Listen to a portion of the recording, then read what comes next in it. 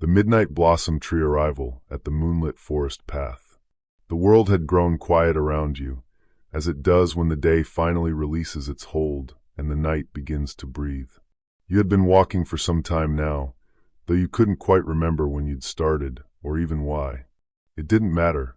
The path beneath your feet was soft with moss and fallen leaves, and each step felt lighter than the last, as though the earth itself was welcoming you forward with gentle hands. The air had changed as evening deepened into true night. It carried with it the scent of damp soil and wild herbs, chamomile perhaps, or lavender, mixed with something sweeter, something you couldn't quite name. It reminded you of childhood summers, of safety, of home. The temperature was perfect against your skin, neither warm nor cool, but that rare, tender balance that makes you forget your body altogether and simply exist. Above you, the sky had transformed into a canvas of deep indigo, scattered with stars that seemed closer than usual, as though they'd descended just a little to keep you company. The moon hung low and full, a pearl of soft light that turned everything it touched into something from a dream. Silver and shadow played together along the forest path, and you found yourself moving toward a particular darkness ahead. Not a frightening darkness, but one that promised shelter, quiet, rest. The path you walked was bordered by ancient trees whose trunks were thick and textured with age. Their bark caught the moonlight in gentle patterns, like the wrinkled hands of grandparents, wise and kind. The branches overhead wove together loosely, allowing the starlight to filter through in soft patches that dappled the ground before you.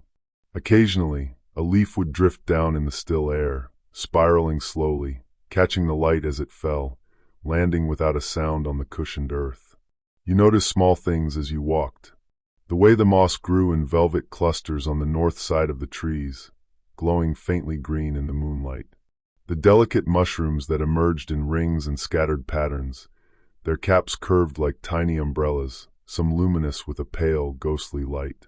The roots of the old trees rose and fell across the path like sleeping serpents, smooth and worn by countless seasons of rain and sun, and you stepped over them carefully, respectfully, as though they were sacred things. There was sound, but it was the kind of sound that deepens silence rather than breaking it. Somewhere in the distance, an owl called, a low, rolling question that echoed softly through the trees. Another answered from farther away, and the two voices seemed to be having a conversation about the night, about the moon, about the peaceful hours when the world rested. Crickets sang their steady, rhythmic song, a sound so constant it became like the heartbeat of the forest itself, measuring out the moments in gentle pulses. Your own breathing had slowed to match the pace of your walking. In and out, in and out. Each breath seemed to draw in the peace of this place, filling your lungs with cool, clean air that tasted of pine needles and night-blooming flowers. Each exhale released something you'd been carrying, tension perhaps, or worry, or the accumulated weight of busy days. You felt it leaving you with each breath, dissolving into the darkness behind you, no longer needed. The path began to slope gently downward, and you noticed the air growing even softer, if that were possible. There was moisture here, the suggestion of water somewhere nearby, a stream, perhaps, or a spring. The scent of it reached you, clean and mineral, ancient and pure.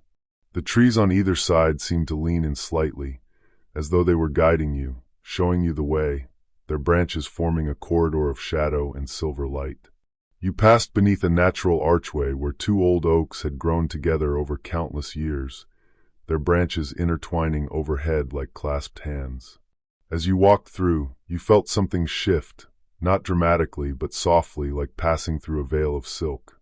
The air on the other side was different, sweeter, calmer, touched with magic so gentle you might have imagined it, except that you could feel it against your skin like the softest rain, like a blessing.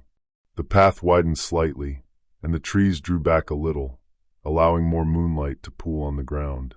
You could see farther ahead now, though everything remained soft and dreamlike, edges blurred by shadow and silver light.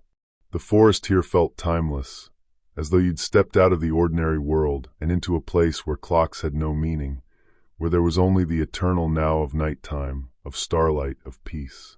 Small night creatures went about their gentle business in the undergrowth. You heard the soft rustle of a mouse or vole moving through the leaves, the delicate sound of its tiny feet pattering across fallen twigs. A deer stepped out onto the path ahead of you, its eyes large and dark and unafraid. It regarded you calmly for a long moment, as though recognizing something in you, another traveler, another soul seeking rest. Then it lowered its head in what might have been a nod, or simply an acknowledgement, and stepped gracefully back into the shadows, its white tail flickering once before disappearing. You continued on, feeling no urgency, no need to hurry. Time had become soft here, elastic, irrelevant. You might have been walking for minutes or hours, and it didn't matter. The path knew where it was going, and you trusted it. Your body moved almost of its own accord now, your feet finding their way without thought, your mind drifting into that peaceful space between waking and sleeping, where thoughts become like clouds, soft, shapeless, passing.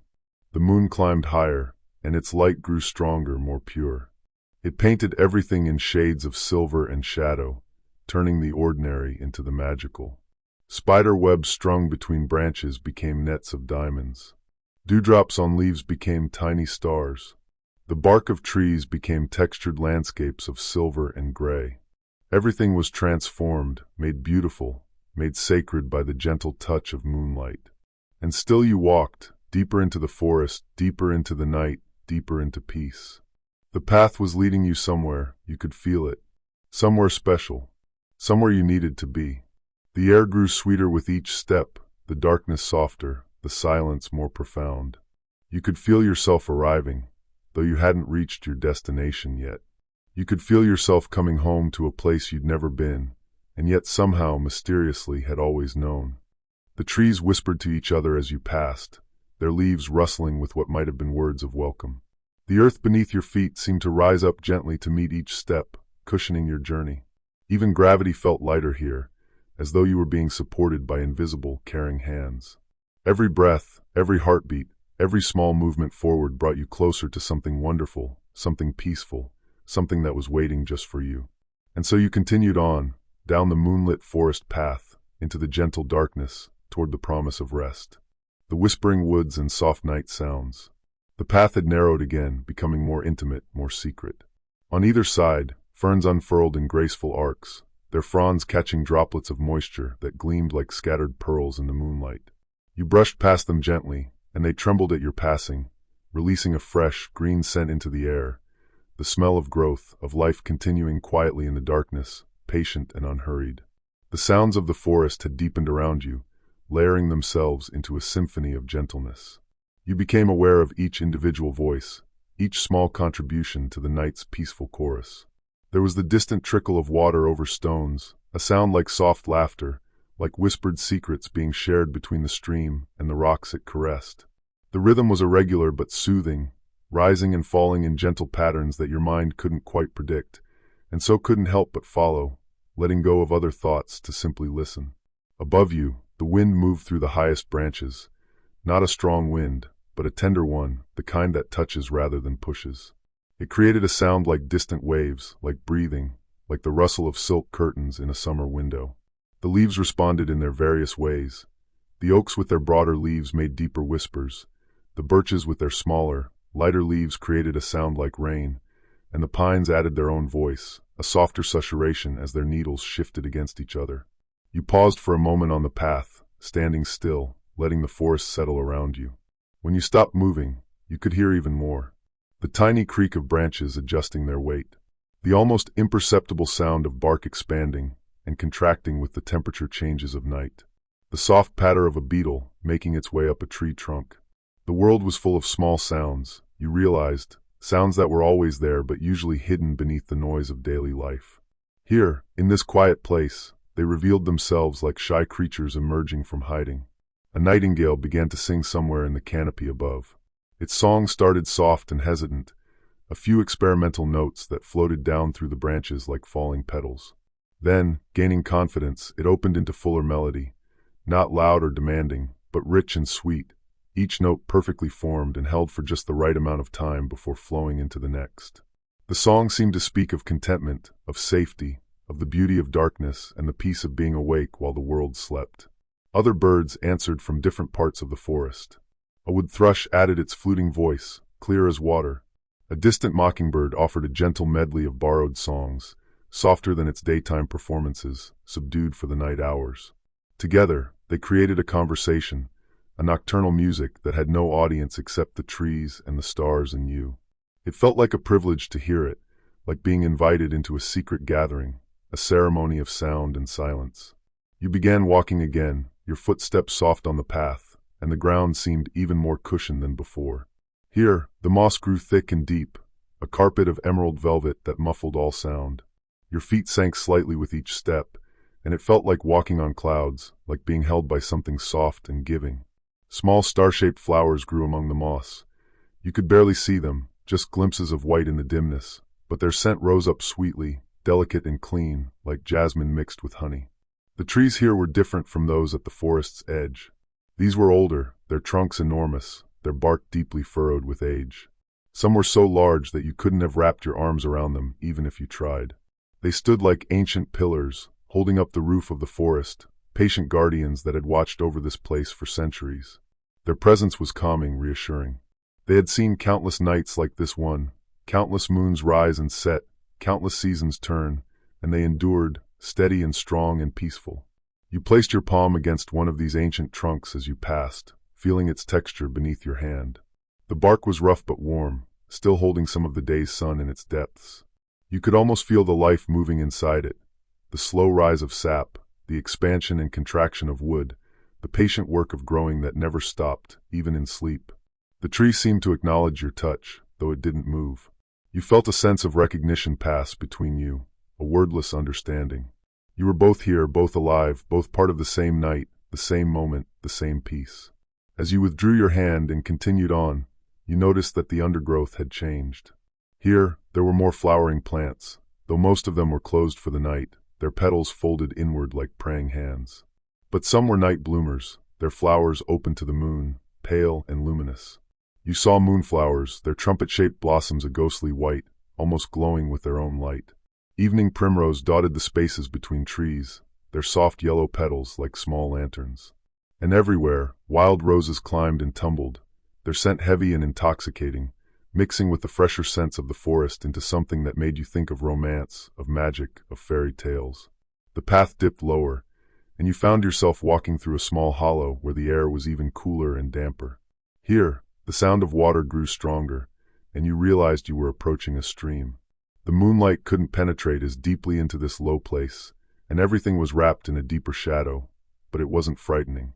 It was like being cradled, held in a gentle darkness that asked nothing of you except that you be present, be calm, be at peace. You heard the stream before you saw it, a musical babbling, cheerful and constant.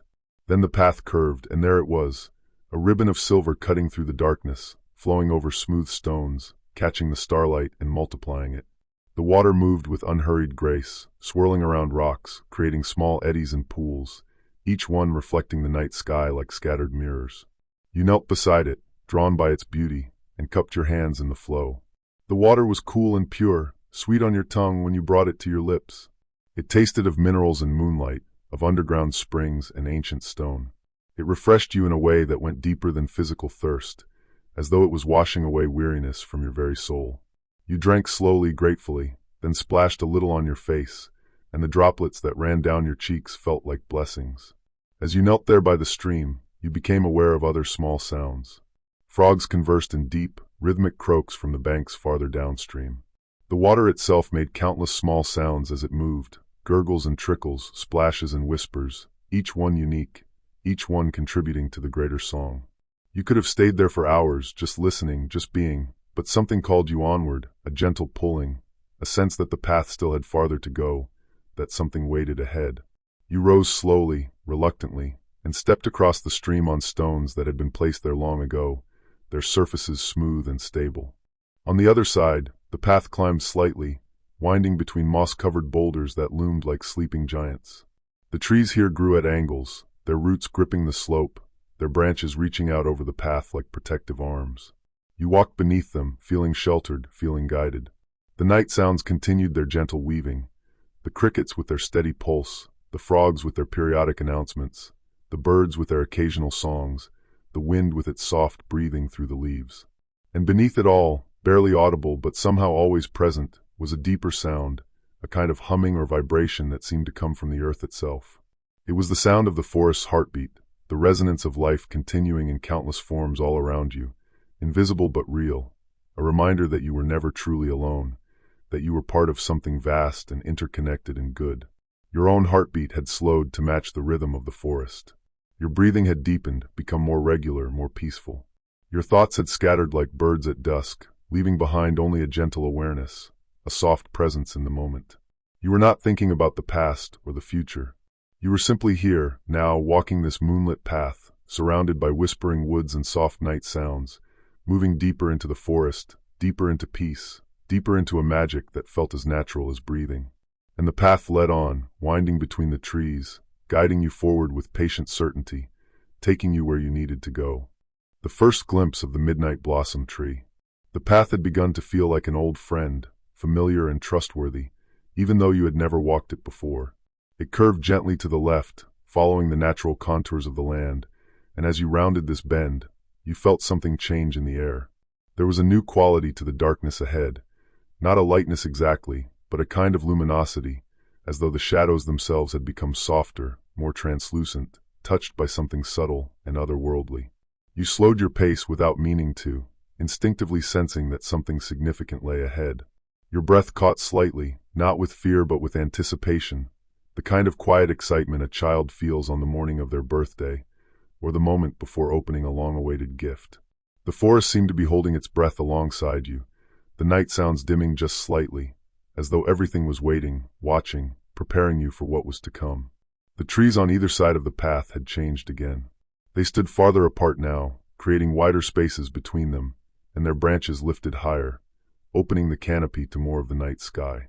Through the gaps, you could see stars in abundance, more than you'd ever seen in your life, as though the universe had pulled back a curtain to reveal its full glory. They didn't just twinkle. They seemed to pulse gently, breathing in and out with light, each one a tiny heart beating in the vast darkness. And then, through the trees ahead, you saw it. Just a glimpse at first, a glow that was different from moonlight, different from starlight, different from anything you had seen before. It was softer than the moon, warmer than the stars, and it seemed to shimmer and shift as though it were alive, as though it were breathing. The light was pale, opalescent, shifting between silver and the faintest hint of rose, of lavender, of the most delicate blue imaginable. You stopped walking entirely, standing perfectly still on the path, your eyes fixed on that distant glow. Your heart beat a little faster, but not with anxiety, with wonder, with recognition, as though some part of you had been waiting your entire life to see this light, this place, this moment. The air around you felt charged with possibility, with magic, with peace so profound it was almost tangible, like you could reach out and touch it, gather it in your hands like water or mist. The scent had changed too. Beneath the familiar smells of moss and earth and night-blooming flowers, there was something new, something exquisite and impossible to describe. It was sweet but not cloying, fresh but not sharp, delicate but somehow substantial. It made you think of spring rain and fresh snow, of morning dew and evening stars, of everything pure and lovely and untouched by the ordinary world. The scent seemed to carry emotions within it, peace, joy, safety, love, as though fragrance could speak directly to the heart. You began moving forward again, drawn by the light and the scent, your feet carrying you as though they knew the way better than your conscious mind. The path descended into a gentle valley, and with each step, the glow ahead grew slightly stronger, slightly clearer. You could see now that it wasn't coming from a single source but seemed to emanate from an entire area, as though you were approaching a place where the boundary between the ordinary world and some realm of dreams had grown thin, where magic pooled and gathered like morning mist in a hollow. The trees lining the path had become witnesses, you realized. They leaned in slightly, their branches reaching toward the light ahead as though they too were drawn to it, as though they had spent their entire existence growing toward this place, this source of gentle radiance. Their bark seemed to glow faintly in reflection of the light, as though they were absorbing it and giving it back, amplifying it, spreading it through the forest in waves of soft luminescence. Between the trees, you began to catch more frequent glimpses of what lay ahead. The light moved and danced, flowing like water, like silk caught in a breeze. You saw shadows moving within it, not dark shadows but shadows of light, forms and shapes that suggested petals, branches, movement. The glow pulsed very gently, rhythmically, and you realized it matched the beating of your own heart, or perhaps your heart had adjusted to match it. Either way, you felt synchronized with it, connected to it, as though you and this mysterious light were breathing together. The night sounds had shifted their quality. The crickets still sang, but their song seemed sweeter now, more melodious. The wind still moved through the trees, but it carried with it whispers that might have been voices, might have been music, might have been the forest itself speaking in a language older than words. You heard chimes, soft, distant, musical notes that seemed to come from everywhere and nowhere, as though the air itself had learned to sing. You passed between two enormous guardian trees whose trunks were draped with hanging moss that swayed gently in the breeze, creating a natural curtain. As you walked through it, the strands of moss brushed against you like gentle fingers, like a blessing, like a welcome. And on the other side, the view opened up, and you could see more clearly now, though you still weren't close enough to comprehend everything you were seeing. There was a clearing ahead, you could tell that much. A space where the forest drew back to create a natural amphitheater, a sacred circle of open ground surrounded by ancient trees. And in the center of that clearing, rising up against the star-filled sky, was the source of the light, a tree, but not like any tree you had ever seen or imagined. Even from this distance, even through the intervening branches and shadows, you could sense its magnificence, its age, its power that was somehow gentle rather than overwhelming.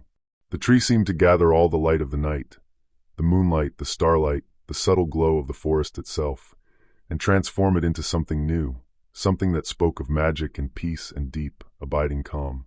Its branches spread wide and far, creating a canopy that dominated the clearing, and from those branches hung what could only be blossoms, though they seemed to be made of light itself, each one a small lamp, a tiny lantern glowing with that soft, opalescent radiance.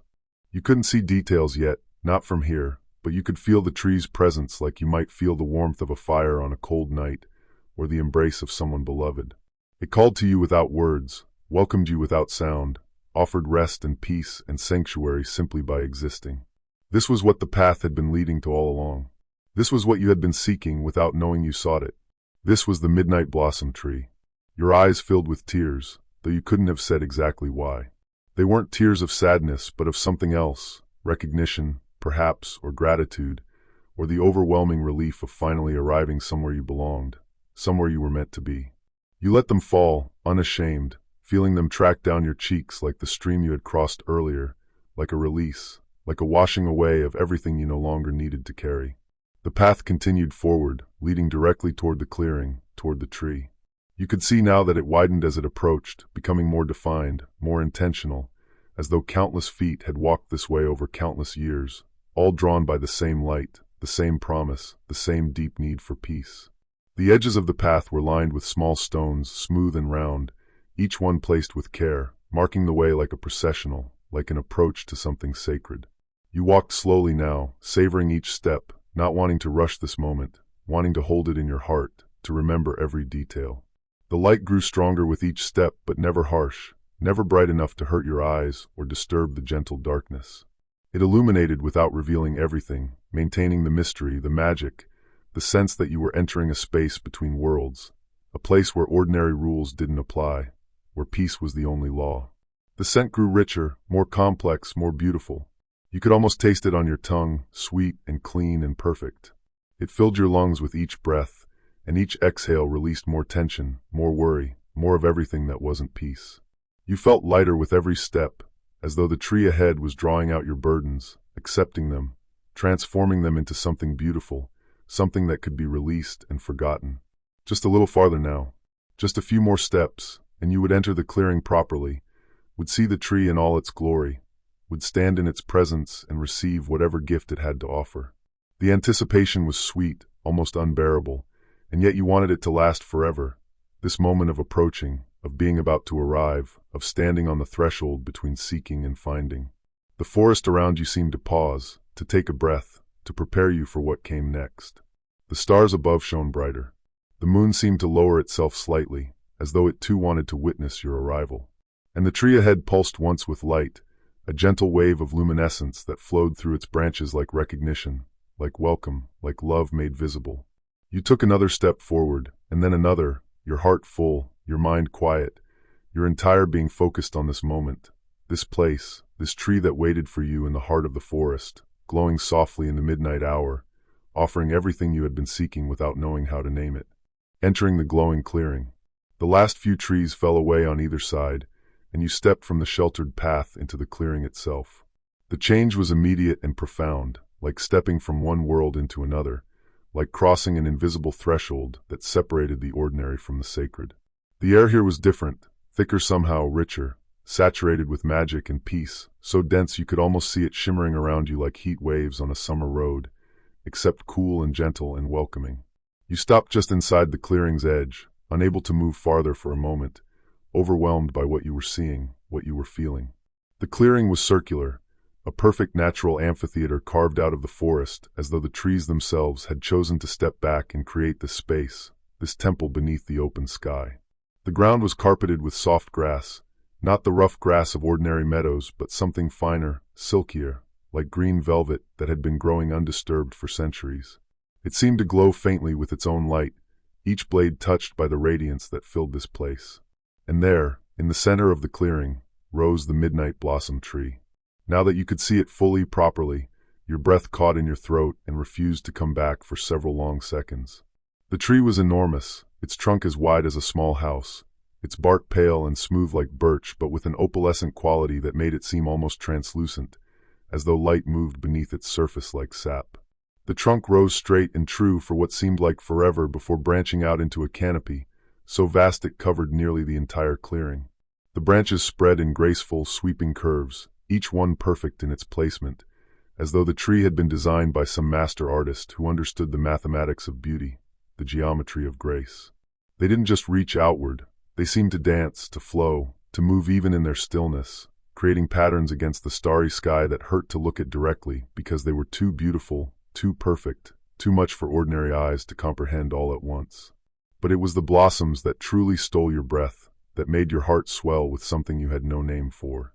They covered every branch in abundance, thousands upon thousands of flowers, each one the size of your palm, each one glowing with that soft, otherworldly light you had glimpsed from the path. They weren't white exactly, and they weren't any single color. They shifted and changed as you watched, flowing between silver and palest pink, between lavender and the most delicate blue, between cream and the faintest gold. It was as though they contained all colors and no color at once, as though they were made of pure light that had learned to take the shape of petals. Each blossom had 5 petals, you could see now, arranged in a perfect star shape, and at their center was a cluster of stamens that glowed more brightly, like tiny stars themselves, pulsing very gently with light. The petals were translucent, delicate as tissue paper, and the light seemed to shine through them from within, illuminating their veins and structure, making them appear as intricate as stained glass windows in an ancient cathedral. When the slight breeze moved through the clearing, the blossoms swayed, and the light moved with them, creating waves of luminescence that rippled through the tree like water, like music made visible. The light that fell from the blossoms didn't behave like ordinary light. It drifted downward slowly, like snow, like pollen, like something with substance and weight. You watched as particles of radiance detached from the flowers and floated through the air, each one glowing softly, each one leaving a faint trail behind it like a tiny comet. They swirled and danced on the breeze, creating patterns in the air, constellations of gentle light that moved through the clearing in slow, mesmerizing spirals. Some of these floating lights landed on the grass, and where they touched, the grass seemed to glow more brightly for a moment before the light was absorbed, as though the earth was drinking starlight, taking it in, storing it away in its deep places. Others landed on your shoulders, your hair, your outstretched hands, and you felt each touch like a blessing, like a kiss, like a whisper of comfort. They were warm but not hot, substantial but weightless, and they left behind a feeling of peace that sank through your skin and into your bones. You began walking forward slowly, drawn toward the tree as inevitably as water flows downhill, as moth seeks flame. But there was no danger here, no burning, only warmth and welcome and safety. The grass beneath your feet was even softer than it had looked, cushioning each step, and you realized you could feel it through your shoes. Or perhaps you had removed your shoes at some point without noticing. Time was strange here, memory was fluid, and it didn't matter. All that mattered was the tree, the light, the overwhelming sense of peace that wrapped around you like the most comfortable blanket you'd ever known. As you walked, you became aware of other details in the clearing. The trees that ringed it stood like silent witnesses, their trunks straight and their branches reaching inward, creating a natural wall that felt protective rather than confining. Between them, you could see the forest beyond, but it seemed distant now, separate, as though this clearing existed slightly apart from the normal world, in a pocket of space and time that followed different rules, gentler rules, rules written in light and peace rather than the harsh necessities of survival. Around the base of the midnight blossom tree, the grass gave way to a circle of moss so thick and lush it looked like a green carpet, and embedded in this moss were stones, smooth, round river stones that seemed to have been placed deliberately in a pattern. They spiraled outward from the trunk in an elegant curve, like the chambers of a nautilus shell, like the arms of a galaxy, and each stone had been worn smooth by time and touch, suggesting that many others had walked this spiral before you, had approached this tree seeking what you sought. You noticed flowers growing among the moss as well, small, delicate blooms that you recognized from the forest path, but here they seemed to glow more brightly, as though they had absorbed the tree's radiance and were reflecting it back. Night-blooming jasmine with its star-shaped white flowers released a scent so sweet it made you dizzy with pleasure. Moonflowers unfurled their trumpet blooms, each one a vessel of shadow and light. Small violets, pale in the darkness, clustered together like gathered families, their leaves heart-shaped and tender. The air itself seemed to shimmer and pulse with the tree's breathing. Yes, breathing. You could sense it now, could feel the tree's life force moving through it like tides, like breath, drawing in the darkness and breathing out light, drawing in silence and breathing out peace. The rhythm was slow, majestic, eternal. One breath might last a minute, or an hour. Time didn't work properly here, and you found you didn't care. You simply matched your breathing to the trees, felt your chest rise and fall with its ancient rhythm, felt yourself synchronizing with something vast and patient and infinitely kind. Around the clearing's edge, you noticed other things now that your eyes had adjusted to the strange light. Stones larger than those in the spiral sat at intervals around the circle, each one flat-topped and perfect for sitting. They were positioned as though for gathering, for ceremony, for quiet contemplation. Some had indentations worn into their surfaces where countless people had sat before, had rested, had watched the tree bloom through countless midnights. On one of these stones sat what looked like a folded cloth, waiting. On another, a simple wooden cup. Small signs of human presence, but so integrated into the space they felt natural, right, part of the sacred design. You walked closer to the tree, following the spiral of stones inward, and with each step the light grew stronger, the peace deeper, the sense of arriving more complete. The blossoms overhead swayed gently, and you realized they were making sound, very soft, very subtle, like the ringing of tiny crystal bells, like wind chimes made of glass and starlight. Each blossom sang its own note, and together they created a harmony so perfect, so complete, that it seemed to include everything.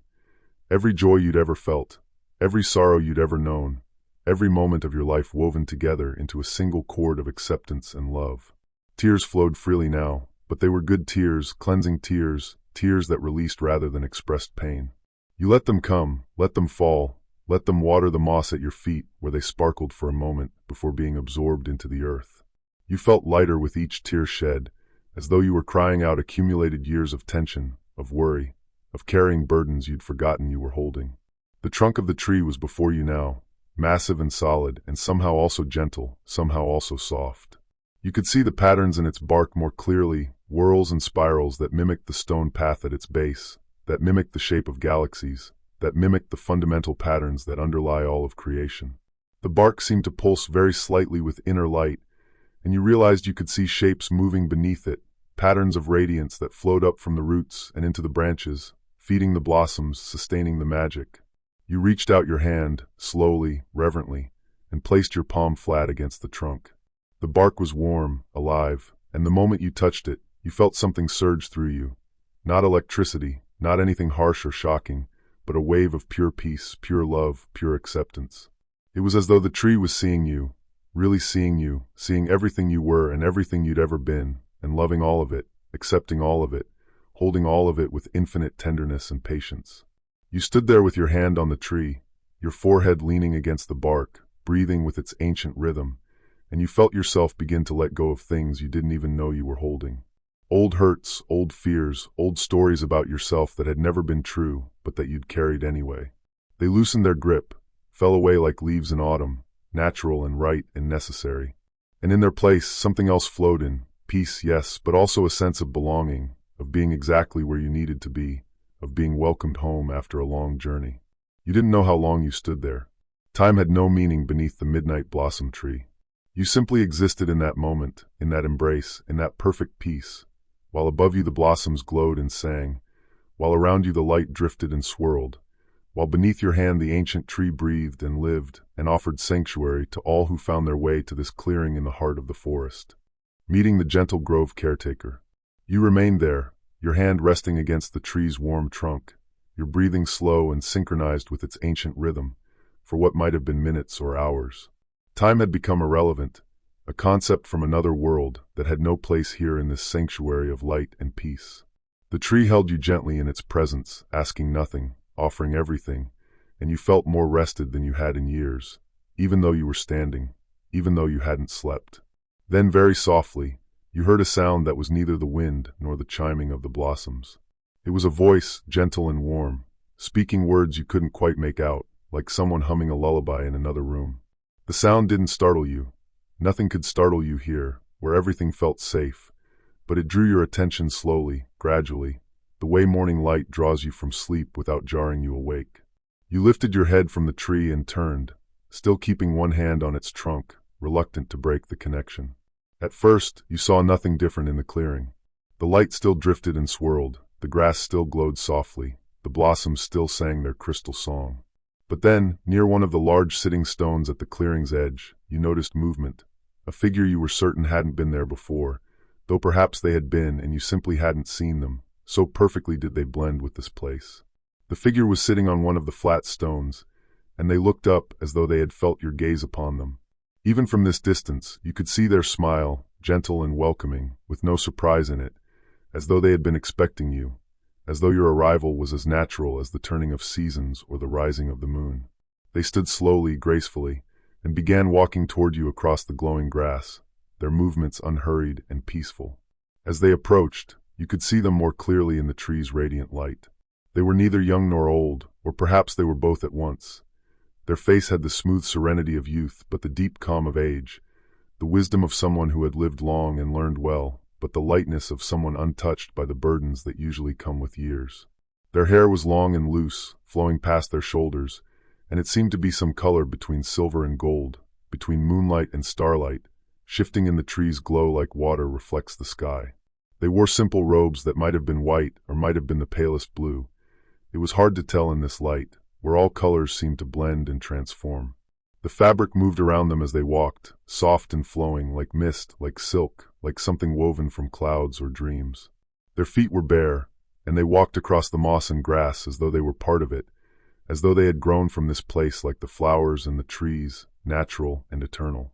"Welcome," they said as they drew near, and their voice was exactly what you would have expected if you'd thought to expect anything, gentle, warm, with a quality that reminded you of honey and chamomile tea, of soft blankets and safe harbors, of every comforting voice you'd ever heard woven together into one. "Welcome to the grove of the midnight blossom tree. We've been waiting for you." You opened your mouth to speak, to ask who they were, how they knew you were coming, what this place was, but they raised a hand gently, and somehow you understood that questions weren't necessary, not yet, that there would be time for understanding later, that for now you needed only to be here, to experience, to rest. Your questions dissolved like sugar in water, sweetening the moment instead of disrupting it.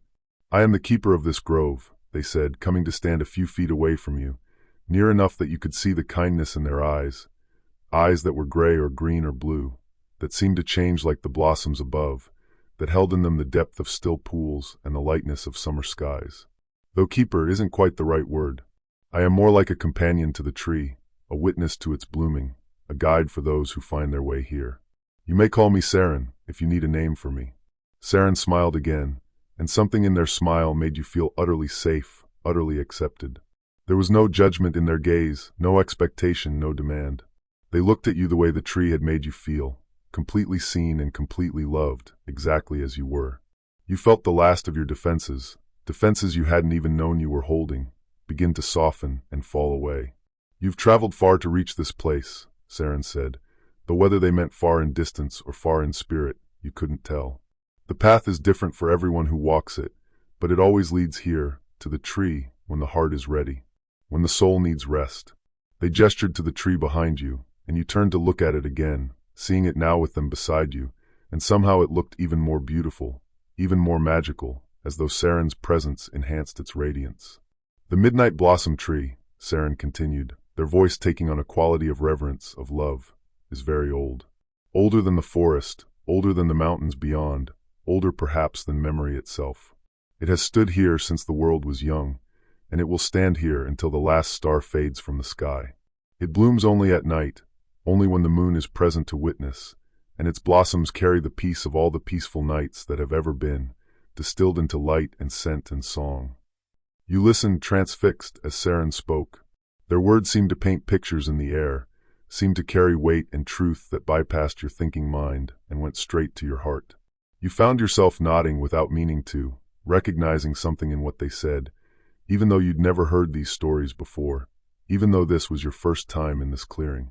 Those who find the tree, Saren said, come because they need what it offers. Rest, peace, a moment outside of time, outside of the world's demands and sorrows. The tree asks nothing in return. It simply gives, as it has always given, as it will always give. You are welcome here for as long as you need to stay. There is no hurry. There is nowhere else you need to be. The relief you felt at these words was profound. Nowhere else you need to be. Nothing expected of you. No schedule to keep, no obligations to fulfill, no role to play. Just permission to be here, to rest, to receive. You felt your shoulders drop, tension you'd been holding for so long releasing at last. Saren noticed, of course they noticed, and their smile deepened. Come, they said, gesturing toward the sitting stones. You've been standing for some time. Let yourself sit. Let yourself be held by this place. They moved back toward the stones, and you followed, your hand finally leaving the tree's trunk with reluctance, though you could still feel its warmth on your palm, as though it had left an imprint there, a blessing that would stay with you. Saren led you to one of the larger stones, its surface smooth and worn, and you sat down gratefully. The stone was surprisingly comfortable, its surface somehow soft despite being rock, and it was warm, as though it had been sitting in sunshine all day, even though night had fallen hours ago. You settled into it, feeling it support you perfectly, and you realized you could lean back against a rise in the stone behind you, a natural backrest that cradled your spine. Saren sat on another stone nearby, close enough for conversation but far enough to give you space, their posture relaxed and peaceful. They arranged their robes around them in graceful folds and looked up at the tree, their face full of love and wonder, as though they were seeing it for the first time, even though they must have seen it bloom thousands of times before. Every night the tree blooms, Saren said quietly, but every night is different. The blossoms respond to who is here, to what is needed. They sense the hearts of those who come seeking peace, and they adjust their light, their scent, their song to offer exactly what will bring the deepest rest. Watch them now. They're blooming for you. You looked up at the tree, at the thousands of blossoms glowing softly in the darkness, and as you watched, you thought you could see what Saren meant. The light seemed to pulse in a rhythm that matched your heartbeat. The colors that flowed through the petals seemed to be shades you particularly loved, soft pinks and gentle blues, warm creams and cool silvers. The scent that drifted down grew richer, and in it you detected notes that reminded you of safety and home. Vanilla and lavender, fresh linen, and rain on warm earth. The tree knows you, Saren said. It has been waiting for you, preparing for your arrival. Every soul that comes here is recognized, welcomed, cherished. You are not a stranger here, no matter that this is your first visit. The tree remembers the dream of you from before you were born, holds the promise of you for after you are gone. It exists outside of time, and so it knows all times, all moments. To the tree, you have always been here, and you will always be here. This moment is eternal. The words should have been confusing, should have made no sense, but somehow they did. Somehow you understood exactly what Saren meant. You could feel it, the sense of timelessness, of eternal presence, of being held in a moment that would never end and had never begun. Past and future collapsed into now, and the now was perfect, was peace, was everything you needed. There is much I can show you, Saren said, their voice soft as falling petals, if you wish to see. The tree has many gifts, many secrets, many rituals of peace that have been practiced here since the beginning. Or you may simply sit, simply rest, simply let the tree's presence wash over you like gentle rain. There is no wrong way to be here. There is only being, and that is enough. You looked at Saren, at their kind face, at the peace that radiated from them like light from the blossoms above, and you felt such gratitude you could barely contain it. Gratitude for this place, for this tree, for this gentle keeper who asked nothing and offered everything. You opened your mouth to thank them, and they smiled again, understanding before you spoke. No thanks are needed, they said gently. Being here is thanks enough. Your peace is the tree's joy and mine. Simply receive what is offered. Simply let yourself be held. That is all the gratitude required, to accept the gift, to let yourself rest, to open your heart to peace. You nodded, feeling tears prick your eyes again, good tears, grateful tears. Saren reached out slowly, giving you time to move away if you wished, but you didn't wish to move. Their hand touched your shoulder, light as a falling leaf, and through that touch you felt a wave of such profound compassion, such deep kindness, that you had to close your eyes against the intensity of it. Rest now, Saren whispered. Rest and watch and listen. The night is long and gentle, and the tree is blooming. There is nowhere else to be, nothing else to do. You are exactly where you belong, exactly when you need to be here. Let everything else fall away. Let there be only this, the light, the peace, the eternal now of the midnight blossom tree. You breathed deeply, letting Saren's words sink into you like rain into thirsty earth. And as you sat there on the warm stone, with the blossoms glowing above and the gentle keeper beside you, you felt yourself settling into a peace deeper than sleep, a rest more profound than any you'd ever known. The tree sang its crystal song, the light drifted like slow snow, and you were home, truly home at last. Learning the tree's ancient rituals. You sat in comfortable silence with Saren for a while, neither of you feeling the need to fill the quiet with words. The tree's presence was conversation enough, its soft light and gentle song creating a communion that required no language. You watched the blossoms sway and shimmer, watched the particles of light drift down through the air like luminous snow, watched the way the grass seemed to breathe in rhythm with the tree, glowing brighter and softer in slow, peaceful waves. After a time that could have been minutes or hours, time had no urgency here, no pressure, no demand. Saren stirred slightly and looked over at you with those changeable eyes, gray-green-blue like the sea on a calm day. Would you like to learn some of the old ways? They asked softly. The rituals that have been practiced in this grove since time beyond memory? They are simple things, gentle things, but they help to deepen the peace, to open the heart more fully to what the tree offers. You found yourself nodding before you'd consciously decided to answer. Yes, you wanted to know. Yes, you wanted to understand. Yes, you wanted to sink deeper into this peace, to learn the language of this place, to participate more fully in its magic. Saren smiled, pleased but not surprised, and rose from their stone with that same unhurried grace, their robes flowing around them like water, like mist.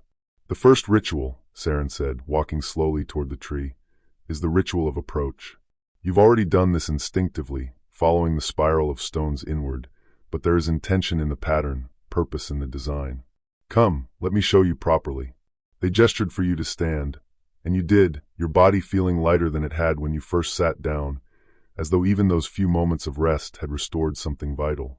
Saren led you back to where the spiral of stones began, at the outer edge of the moss circle that surrounded the tree's trunk. The spiral, they explained, their voice taking on a gentle teaching quality, represents the journey inward, from the outer world to the inner peace, from the busy mind to the quiet heart, from seeking to finding. When you walk it with intention, when you place each foot deliberately on each stone, you are telling your body and your soul that you are moving from one state of being to another. They demonstrated, stepping onto the first stone, pausing there for a moment, breathing deeply. With each stone, they said, you release something. A worry, a tension, a thought that no longer serves you. You don't have to name it. You don't have to understand it. Simply feel it leaving, feel it being absorbed by the stone, by the earth beneath the stone, transformed into something neutral, something that can be returned to the world as simple energy, no longer weighted with your concern. Saren moved to the next stone, paused again, breathed again. Their movements were slow, ceremonial, beautiful in their simplicity.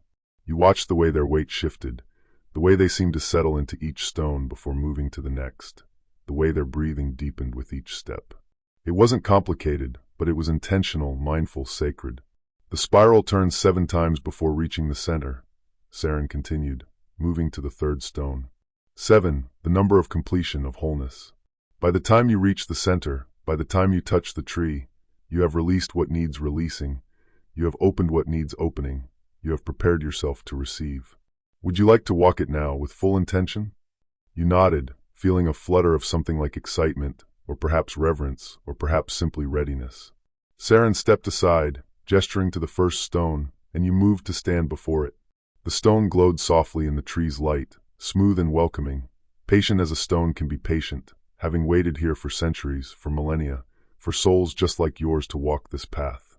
You stepped onto the first stone, feeling its solidity beneath your foot, its warmth through your soul. You paused there, as Saren had done, and you breathed. And with the exhale, you felt something leave, a tightness in your chest you hadn't noticed until it was gone, a knot of worry about something that suddenly seemed very far away and very unimportant. The stone seemed to drink it from you, to take it willingly, to transform it into something harmless. The second stone. Another step, another pause, another breath. This time, what left was a thought that had been circling your mind for days, maybe weeks, a problem you'd been trying to solve, a decision you'd been struggling to make. You felt it lift away like a bird taking flight, released into the night air, no longer your burden to carry. The tree would hold it for you.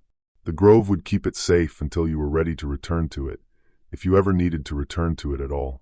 The third stone, the fourth, the fifth. With each step, something fell away. Old hurts, old angers, old disappointments. Not forgotten, not erased, but released, surrendered, given over to the earth and the tree and the gentle magic of this place. You felt yourself becoming lighter, emptier in the best way, like a vessel being cleaned out so it could be filled with something new, something better, something pure. The spiral turned, curved, drew you inward in a path that felt both random and perfectly designed. Saren walked beside you on the grass, not stepping on the stones. Those were for you, for this journey, but keeping pace, their presence supportive and calm. They didn't speak, didn't offer guidance or correction, simply witnessed your walk, held space for your ritual, and that witnessing felt like a gift, like a blessing. The sixth turn of the spiral, the seventh. You were close to the center now, close to the tree, and you could feel its presence growing stronger with each step, its warmth more palpable, its peace more profound. The blossoms above you seemed to glow more brightly, as though responding to your approach, welcoming you closer. Their scent intensified, and you breathed it in deeply, feeling it fill not just your lungs but your entire being, every cell, every fiber. The final stone, the center of the spiral. You stood on it and felt the full weight of your journey. Not just the journey through the spiral, but the journey through the forest, through your life, through everything that had led you to this moment, this place, this tree. Tears streamed down your face freely now, and you made no move to wipe them away. They were right. They were necessary. They were part of the ritual, part of the release, part of the opening. Now, Saren said softly, touch the tree again. But this time, not just with your hand. Touch it with your whole self. Let there be no separation between you and it. Feel yourself merging with its peace, its light, its ancient and eternal presence. You stepped off the stone and onto the thick moss that immediately surrounded the trunk. Your feet sank into its softness, and it felt like the most luxurious carpet, cool and gentle. You moved forward until you were standing right at the trunk, its massive girth before you, its bark glowing softly with inner light. You raised both hands this time, placed both palms flat against the warm bark, and then, following some instinct deeper than thought, you stepped closer and pressed your forehead against it too, your whole body leaning into the tree's embrace. The effect was immediate and overwhelming. The peace you'd felt before was nothing compared to this. Now, having walked the spiral with intention, having released what needed releasing, having opened what needed opening, you were ready to truly receive. And the tree gave, oh how it gave. Peace flooded into you like water into a dry riverbed, like light into darkness, like love into a heart that had forgotten what love felt like. You couldn't tell where you ended, and the tree began. Your breathing was its breathing. Your heartbeat was its heartbeat. The light that flowed through its branches flowed through you too, and you understood, really understood, that you were not separate from this tree, from this grove, from the forest, from the earth itself. You were part of it all, woven into the same fabric, made of the same essential substance. The illusion of separation dissolved completely, and there was only unity, only connection, only love. Saren's voice came from somewhere nearby, soft as a whisper, gentle as falling petals. This is the second ritual, the ritual of union, of remembering that you are not alone, have never been alone, could never be alone because you are part of everything and everything is part of you. The tree helps you remember. The tree has always helped us remember. You stayed merged with the tree for a long time, drinking in its peace, letting it fill every empty space inside you, every wound, every scar, every place that had felt hollow or hurt or forgotten. The tree's love was unconditional, total, encompassing. It didn't ask if you deserved it. It didn't question your worthiness. It simply gave, as rivers give water, as the sun gives light, as existence itself gives being. When you finally stepped back, and you only did so because Saren gently touched your shoulder, reminding you that there was more to experience, that the night held other gifts, you felt transformed. Not different, but more yourself. More whole. More real. As though you'd been living your entire life slightly out of focus, and had suddenly clicked into perfect clarity. "There is one more ritual I would teach you tonight," Saren said, their eyes full of warmth and approval. "The ritual of witnessing. Come, sit with me once more, and I will show you how to truly see the tree, how to truly hear its song, how to truly receive the full depth of its gift." You followed Saren back to the sitting stones, your movements slow and dreamlike, your body humming with the tree's energy. You settled onto your stone, and Saren settled onto theirs, and together you turned your faces up toward the glowing canopy above, toward the thousands of blossoms that swayed and shimmered in the gentle night breeze, singing their crystal song, offering their light to the darkness, transforming midnight into magic. "Simply watch," Saren whispered. "Simply listen. Simply be present to what is happening before you. This is the ritual of witnessing, to give the gift of your attention, your full and undivided awareness, to the beauty and peace that surrounds you. The tree doesn't need to be witnessed to exist, but when you witness it with your whole heart, with your full presence, something sacred happens. You become part of the blooming. Your consciousness mingles with the tree's consciousness. You participate in the magic rather than just observing it. You understood. You let your eyes soften, let your breathing slow even further, let every part of your awareness focus on the tree above you. And as you watched, really watched, with all of your attention gathered and offered as a gift, you began to see things you hadn't seen before, to notice subtleties that had escaped you in your earlier observation. You saw how each blossom pulsed with its own rhythm, its own pattern of light, but how all the rhythms wove together into a greater pattern, a symphony of illumination that was breathtakingly complex and perfectly simple at once. You saw how the light didn't just fall from the blossoms, but seemed to rise from them too, as though each flower was both receiving and giving, both taking in the darkness and transforming it into radiance. You heard the song more clearly now, distinguished individual notes within the harmony.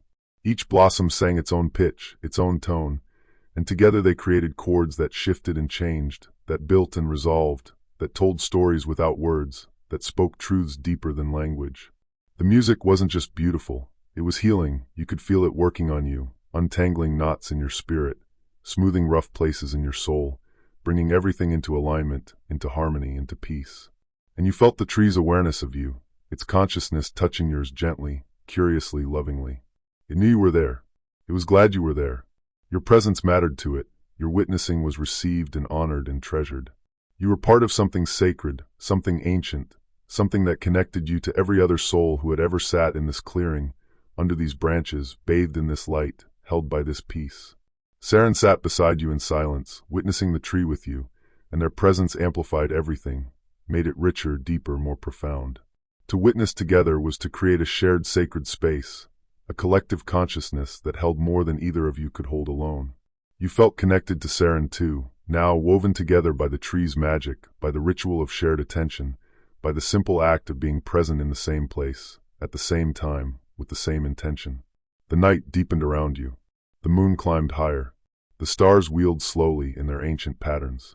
And you sat beneath the midnight blossom tree, witnessing its beauty, receiving its peace, participating in its eternal ritual of transformation, of healing, of love made visible in light and blossom and song. The blossoms began to glow brighter. Time had become something fluid and dreamlike, stretching and contracting in ways that felt natural in this enchanted space. You couldn't have said how long you'd been sitting there, witnessing the tree with Saren beside you, but it felt both like mere moments and like hours, like days, like forever. The distinction didn't matter. There was only the eternal now, the peaceful present, the continuous unfolding of beauty and light.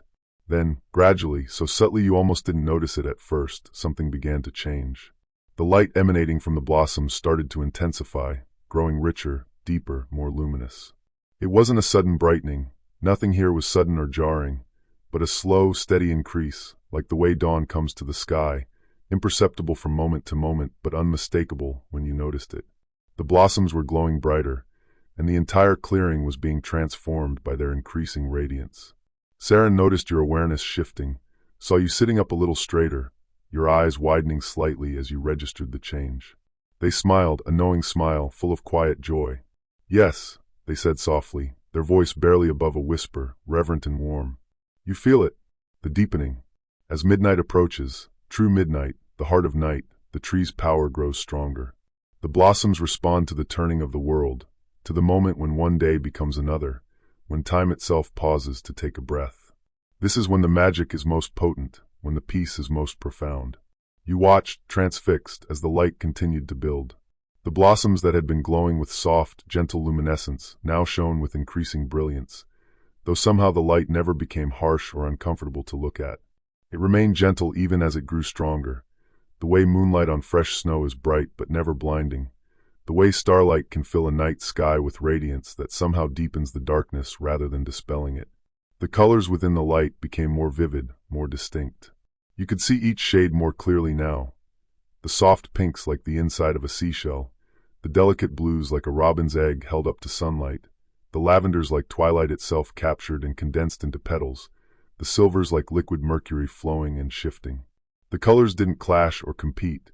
They wove together in harmonious patterns, each one enhancing the others, creating combinations so beautiful they made your heart ache with the sweetness of it. The light began to fill the clearing more completely. Shadows that had lingered at the edges, between the trees, in the hollows and dips of the ground, were now pushed back gently, replaced by a soft glow that seemed to come from everywhere and nowhere at once. The grass beneath your feet shone more brightly, each blade illuminated as though lit from within. The moss around the tree's trunk glowed, like jade shot through with gold. Even the air itself seemed luminous, filled with particles of light that drifted and swirled like dust motes in a sunbeam, except these were made of pure radiance. The sitting stones around you began to glow too, you noticed. They must have absorbed the tree's light over countless nights, countless bloomings, and now they were releasing it back, contributing their own gentle illumination to the clearing. The stone you sat on warmed perceptibly, growing more comfortable, more supportive, as though it too was responding to the tree's increasing power, as though everything in this grove was connected, all part of the same living system of magic and peace. Saren stood slowly, their movements as graceful as always, and walked a few steps toward the tree. The increasing light made their robes seem almost translucent, as though they were woven from the same substance as the blossoms themselves. Their hair caught the light and reflected it back, each strand becoming a filament of silver-gold radiance. They looked like a figure from a legend, from a dream, from a time before time when humans and magic walked hand in hand through the world. "Watch the petals now," Saren said, their voice carrying easily across the clearing despite its softness, as though the air itself was helping to carry the words to you. "Watch how they open more fully. The blossoms bloom gradually throughout the night, but as midnight approaches, they reach their fullest expression. They open their hearts completely, hold nothing back, give everything they have to give." You focused your attention on the nearest cluster of blossoms, watching them closely. Saren was right. You could see the petals slowly, almost imperceptibly, opening wider. Each petal was curling back just slightly more, revealing more of the glowing stamens at the center, exposing more surface area to the night air. It was like watching flowers respond to the sun, but in reverse, in darkness, opening to the moon and stars rather than to daylight.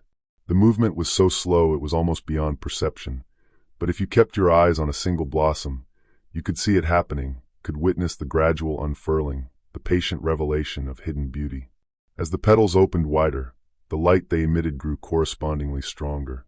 It was as though the opening itself released the light, as though the light had been held inside, waiting, and now it was being offered freely to the world. The stamens at each blossom center pulsed with particular brilliance, like tiny stars, like captured sparks of the cosmic fire that had birthed the universe.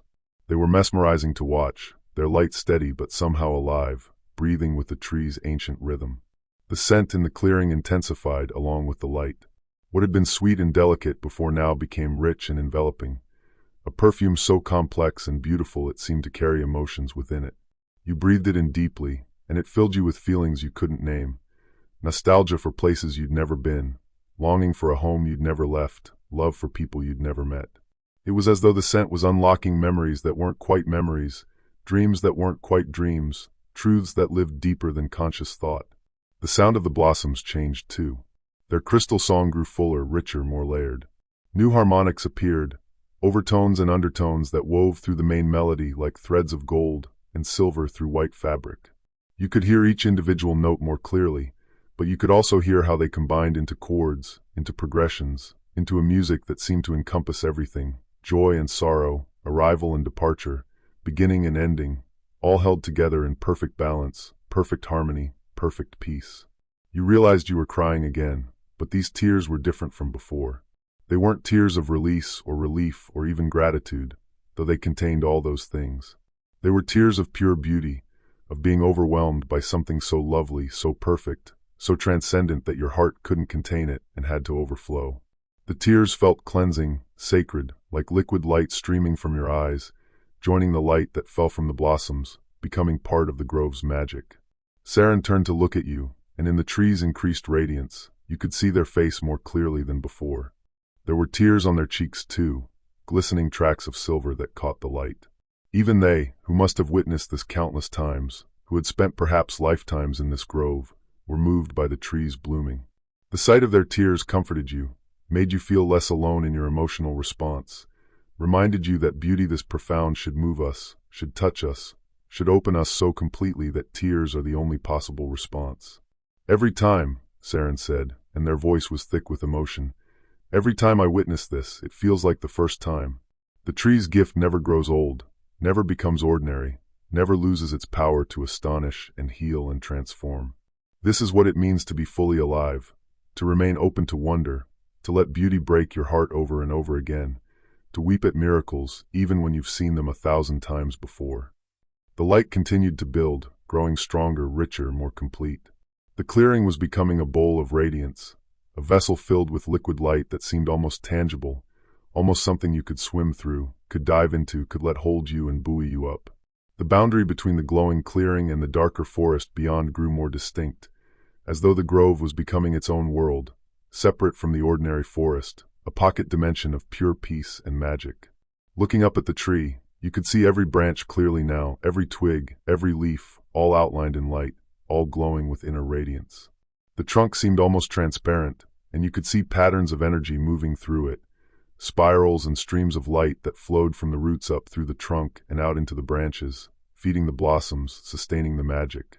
The tree was a living circulatory system of light, a fountain of peace that drew from some infinite source deep in the earth and poured it out into the world through its flowers. The blossoms themselves had become almost painful to look at directly, not because they hurt your eyes, but because they were so beautiful it hurt your heart, your soul, the deepest part of you that recognized perfection when it saw it and ached because perfection is always fleeting, always precious, always impossible to hold on to. But then you remembered Saren's words, that to the tree, this moment was eternal, that you had always been here and would always be here. The beauty wasn't fleeting. The moment wasn't passing. It was infinite, endless, always. You let yourself sink into that truth, let yourself rest in the eternal now of the blooming. And as you did, the light seemed to grow brighter still, or perhaps your ability to perceive it had deepened, had opened further. You could see more now, sense more, feel more. The light wasn't just light, it was love made visible, peace made tangible, the essence of everything good and true and beautiful condensed into radiance and poured out generously, abundantly, without reservation or condition. Saren walked back toward you, their face luminous in the tree's glow, and they extended a hand. "Come," they said. "Walk with me around the tree. As the light grows, there are things to see, patterns to notice, gifts to receive. Let us witness this together. Let us share this deepening magic. Let us open ourselves completely to what the tree offers at the height of its power." You stood, taking Saren's hand, feeling the warmth of their palm against yours, feeling the connection between you deepening in the tree's light.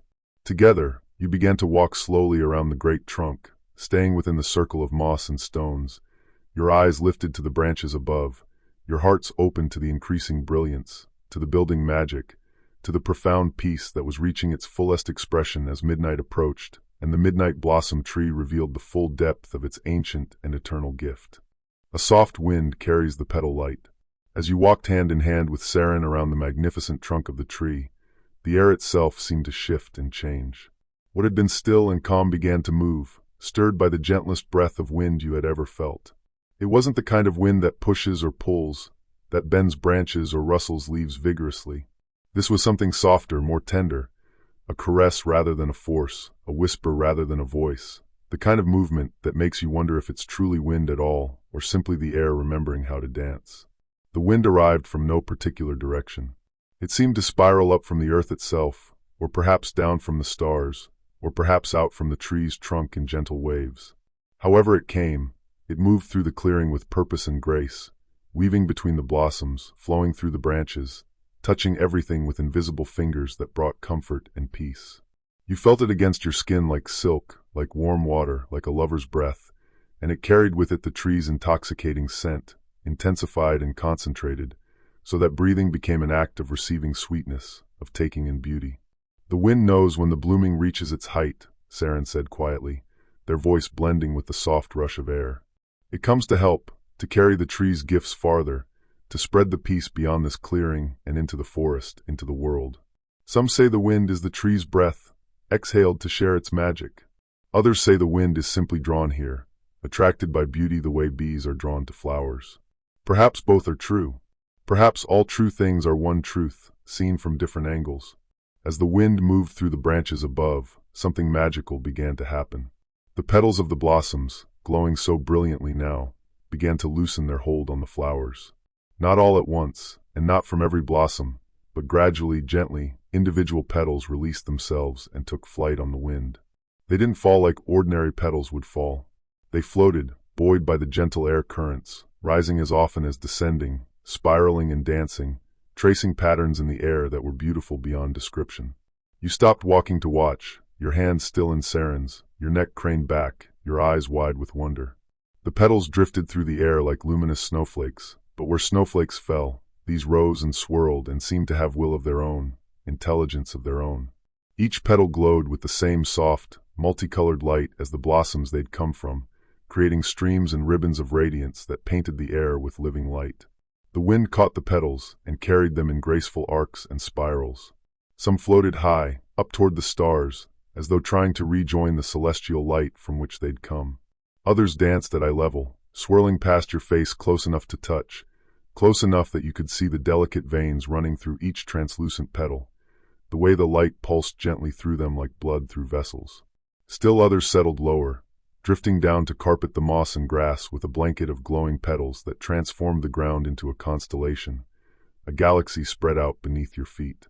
"They're so beautiful," you whispered, your voice barely audible, afraid that speaking too loudly might somehow break the spell, might disturb this perfect moment. But Saren squeezed your hand gently, reassuring you. "You cannot disturb this," they said. "The tree's magic is strong enough to hold anything, words, emotions, even doubt or fear if you brought such things with you. But you've released those. You walked the spiral. You witnessed with your whole heart. Now you can simply receive, simply be present to this gift the tree is giving." As if in response to Saren's words, the wind increased slightly, just a breath more, just enough to set more petals free from the branches above. They came loose in greater numbers now, dozens at a time, hundreds, creating a storm of light that was somehow calm rather than chaotic, somehow peaceful rather than overwhelming. The air became thick with floating petals, and you and Saren stood at the center of it, surrounded by living light, embraced by beauty so profound it seemed impossible that the ordinary world still existed beyond this clearing. You reached out your free hand, and a petal landed on your palm. It was warm, not hot, just body temperature, as though it were alive in the same way you were alive. It weighed almost nothing, light as breath, light as thought. The glow it emitted seemed to sink into your skin, and you felt a wave of peace move up your arm, through your shoulder, into your chest, spreading out to fill your entire body. One petal, and yet it carried so much: comfort, rest, acceptance, love. "They each hold a blessing," Saren explained, watching you with gentle eyes. "Each petal that touches you leaves a gift. Some people feel it as peace, others as joy, others as healing. The tree knows what you need, and the petals deliver it. You need not ask, need not even know what you're lacking. The tree sees deeper than your conscious mind, knows the needs of your soul better than you know them yourself." More petals drifted down to touch you, landing in your hair, brushing across your cheeks, settling on your shoulders like epaulets of light.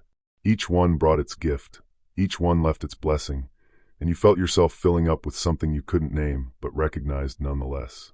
It was as though all the good things you'd ever experienced, all the moments of peace and contentment and joy scattered throughout your life, were being gathered together and returned to you, concentrated and purified, distilled into their essence and poured back into your heart. Saren released your hand and stepped forward slightly, spreading their arms wide, tilting their face up to the sky. Petals landed on them like blessings, like butterflies, covering their robes with patterns of light, catching in their hair until they looked crowned with stars. They laughed, a sound of pure delight, childlike and free, and the sound made your own heart lighter, made you smile despite the tears still streaming down your face.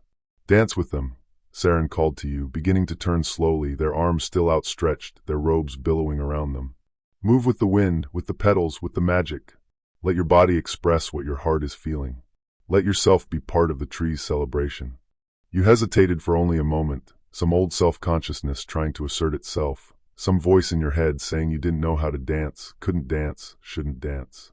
But the voice was weak, distant, easily dismissed. You were too full of peace to listen to it, too filled with the tree's gift to let doubt take root. So you lifted your arms, closed your eyes, and began to move. At first, your movements were tentative, uncertain. But as the wind continued to blow and the petals continued to fall, as the tree's music played on and Saren's laughter encouraged you, you began to relax into it. Your body knew how to move, you realized. Some deep, ancient part of you remembered how to dance, how to let joy express itself through movement. You didn't need technique or training. You only needed to let go, to trust, to allow. You spun slowly, your arms outstretched like Saren's, and the wind seemed to spin with you, seemed to support your turning, seemed to be your partner in this dance. Petals swirled around you in spirals that matched your movement, as though they were dancing with you, as though you and they and the wind were all part of the same choreography, the same living expression of beauty and peace. Opening your eyes, you saw Saren dancing nearby, their movements fluid and graceful, and you moved toward them, circling around them as they circled around you. You didn't touch, but you danced together nonetheless, your movements mirroring and complementing each other, creating patterns in space that felt sacred, felt ancient, felt like rituals that had been performed in this clearing since the beginning of time. The petals fell more thickly now, and the wind carried them in great sweeping arcs around the clearing, creating currents and eddies of light that flowed like rivers through the air. You danced through these rivers, feeling them part around you, feeling the petals brush against you from all sides, leaving trails of warmth and peace wherever they touched. Your body felt lighter with each moment, as though gravity itself was loosening its hold, as though you might at any moment lift off the ground and float among the petals, become one of them, become pure light yourself.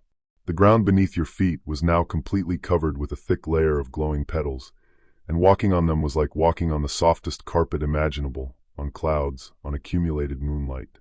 They compressed gently under your weight and released subtle waves of scent with each step, vanilla and jasmine and something sweeter, something that had no earthly equivalent, something that smelled like peace itself if peace could have a scent. You noticed that the petals on the ground retained their glow, didn't dim or fade even after falling. The clearing was becoming brighter from below as well as above, illuminated by the accumulated radiance of thousands upon thousands of petals, until it seemed you were standing in a space between two skies, the starry darkness above and a glowing constellation below, and you were suspended between them, held in perfect balance, in perfect peace. Saren slowed their dancing, and came to stand beside you once more. Both of you were breathing a bit harder now, though not from exertion. The dancing had been effortless, requiring no real effort. Rather, you were breathing from emotion, from joy, from the intensity of beauty experienced so fully that your body had to respond somehow, had to express what your heart was feeling. "The petals will fall throughout the night," Saren said, their voice soft but audible over the gentle wind, over the tree's crystal song. "Some years, by dawn, the entire clearing is knee-deep in light. The blossoms never run out. The tree's magic is infinite, inexhaustible. It gives and gives and gives, never depleting, never lessening, never running dry. This is the nature of true abundance. It flows from a source that cannot be exhausted because it is connected to the infinite." You watched the petals continue their gentle descent, their graceful dance on the wind, their accumulation on the ground like luminous snow. The wind moved through your hair, cool and soft against your heated skin, carrying with it whispers that might have been words, or might have been simply the sound of air moving through millions of glowing petals, through branches heavy with blossoms, through a space so saturated with magic that even the air itself had become enchanted. "Come," Saren said, taking your hand again. "There is more to see, more to experience." The night is still young, and the tree has more secrets to share. Let us explore further. Let us discover what other gifts this sacred place holds for those who are willing to open themselves to wonder. You walk together through the carpet of glowing petals, your feet leaving gentle impressions that filled immediately with more petals carried by the tireless wind. Above you, the tree continued its generous offering, releasing more and more of its radiant blooms to dance and drift and bless everything they touched. And you walked on, hand in hand with your gentle guide, deeper into the magic, deeper into the peace, deeper into the infinite gift of the midnight blossom tree. Exploring the moonlit pools and mossy stones, Saren led you away from the immediate vicinity of the tree, though its presence remained all-encompassing, its light still illuminating everything, its petals still drifting down like gentle rain. You walked together across the glowing carpet toward the far side of the clearing, where the ground sloped slightly downward, and the trees drew in just a little closer, creating an alcove of deeper shadow punctuated by the tree's radiant light. As you approached this area, you began to hear a sound you'd noticed earlier, but had forgotten in the wonder of the blooming, the gentle trickle and murmur of water. The sound grew clearer as you walked, a liquid music that harmonized perfectly with the crystal chiming of the blossoms, creating a duet of natural beauty that seemed composed by some master musician who understood the secret language of peace. "There are pools here," Saren said, their voice warm with affection, as though speaking of old friends. "Fed by springs that rise from deep within the earth, from places where the world's ancient waters still flow pure and untouched. The tree's roots drink from these same springs, drawing up not just water, but the earth's oldest memories, its deepest peace. What the roots take in, the blossoms give out. Everything is connected. Everything flows in circles, in cycles, in eternal return." The slope gentled, and you found yourself standing at the edge of a series of pools. 3 of them, you could see now, each one different in size and shape, but all formed naturally in slight depressions in the earth, lined with smooth stones and surrounded by moss so thick and lush it looked like green velvet cushions placed there by careful hands. The pools were filled with water so clear it seemed almost invisible, and the surface of each one reflected the sky above and the tree's glowing branches with such perfect clarity that it was impossible to tell where reality ended and reflection began. But the reflections weren't mere mirrors. The water had captured the tree's light and was holding it, amplifying it, giving it back transformed. Each pool glowed from within, as though the water itself had become luminous, as though the springs feeding them brought up not just water, but liquid light from the earth's hidden places. The glow was gentle, the softest blue-green imaginable, like the color of shallow tropical seas lit by moonlight, like aquamarine gemstones held up to candles, like something dreamed rather than seen. "These pools have been here as long as the tree," Saren said, kneeling beside the nearest one and trailing their fingers through the water. Ripples spread outward, and the light in the water moved with them, creating patterns that mesmerized the eye, that seemed to carry meaning just beyond the edge of understanding. Some say they were formed by the first tears ever shed in joy, that they are collected gladness, condensed wonder, accumulated peace given physical form. Others say they are simply pools, simply water, and that their magic needs no explanation beyond their existence. You knelt beside Saren, drawn by the water's beauty, by its invitation. The moss beneath your knees was unbelievably soft, still warm from absorbing the day's sun, and it seemed to welcome your weight, to cradle you gently. You reached out your hand and let your fingers touch the water's surface, breaking through the mirror of sky and tree and starlight. The water was cool but not cold, refreshing without being shocking, and its touch sent a wave of calm up your arm that was different from the peace the tree's petals had brought. This was deeper, more grounding, more connected to the earth rather than the sky. If the tree's gift was transcendence, the water's gift was presence, a reminder that peace exists not just in elevated spiritual states, but in simple, earthy things, in the cool touch of water, in the solid ground beneath you, in the body you inhabited and the breath moving through your lungs. You cupped water in your palms and brought it to your lips, drinking slowly, savoring each sip.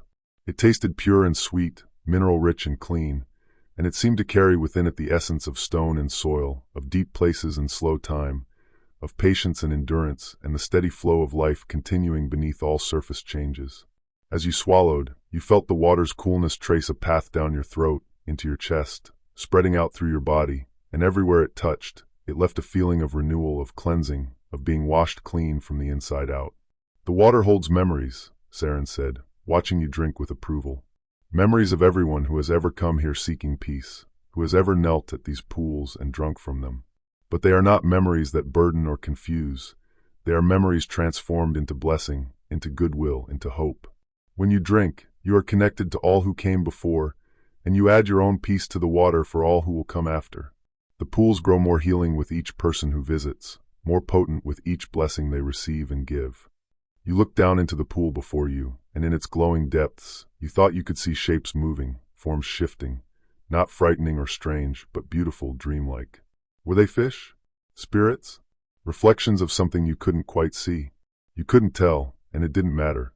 They were part of the mystery, part of the magic, and you were content to witness them without needing to name or understand them. Saren stood and moved to the second pool, slightly larger than the first, its edges lined with smooth river stones that gleamed like polished jade in the combined light of moon and blossoms. This pool was shallower, you could see, the water perhaps ankle-deep at most, spreading out in a wide circle. "This one," Saren said, "is for wading, for walking, for letting the water touch your feet and ground you in the present moment. Would you like to?" You nodded, standing and moving to the pool's edge. You removed your shoes, or realized they were already removed, had been removed sometime during your journey, though you couldn't remember when, and stepped into the water. It covered your feet and ankles in cool embrace, and the stones beneath were smooth and comfortable, worn by countless seasons of water flowing over them.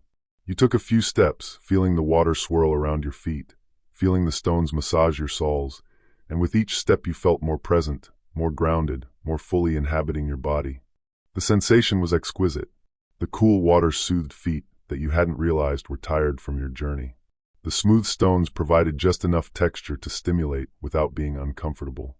And the light in the water seemed to sink into your skin, seemed to be absorbed by your feet and drawn up through your legs, spreading that blue-green glow of peace through your entire body. You could feel it rising like sap in a tree, like warmth from a fire, filling you from the ground up with a sense of being connected to the earth, to this place, to the eternal now of this magical night. Saren stepped into the pool with you, their bare feet pale in the glowing water, and together you waded slowly around the pool's perimeter, moving in a gentle circle that felt ceremonial, felt intentional, felt like another ritual in this place of many rituals. Neither of you spoke. The only sounds were the soft splash of water against your ankles, the continued music of the tree above, the whisper of wind carrying petals, and the trickling of the springs that fed these pools from their hidden sources. As you walked, you noticed small details. Tiny water plants grew along the pool's edges, their leaves floating on the surface, glowing faintly green. Small smooth pebbles in the pool's depths caught the light and reflected it back in miniature sparks, like a sky full of stars beneath the water. And in the very center of the pool, water bubbled up from a spring, creating gentle ripples that spread outward in perfect concentric circles, each one catching the light, each one carrying peace outward from the source. After completing the circle, you both stepped out of the pool, water streaming from your feet, and Saren led you to the third pool. The largest of the three, deeper and more sheltered, nestled against a natural outcropping of moss-covered boulders that rose like a miniature cliff at the clearing's edge. This pool was different from the others. It seemed older, more private, more sacred. The water here was perfectly still, a mirror so exact that you could see every star reflected in its depths, every blossom from the tree above, and when you looked down into it, you could see your own face looking back, illuminated by the tree's light, transformed somehow, more peaceful, more whole than you remembered looking. "This pool," Saren said very softly, reverently, "is for looking inward, for seeing yourself truly. The water here doesn't just reflect your face, it reflects your soul, shows you who you really are beneath all the layers of pretense and protection, beneath all the stories you tell yourself about yourself. It can be confronting to look into these waters, but it can also be liberating. Would you like to see?" You hesitated, some small fear rising up. What if you saw something you didn't like? What if you saw all your flaws, all your failures, all the ways you'd fallen short? But then you remembered where you were, remembered the tree's unconditional love, remembered Saren's gentle teaching about acceptance and peace. Whatever you saw in this pool, you could hold it with compassion, could accept it as part of the whole truth of who you were. You knelt at the pool's edge, Saren kneeling beside you, and you looked down into the still water.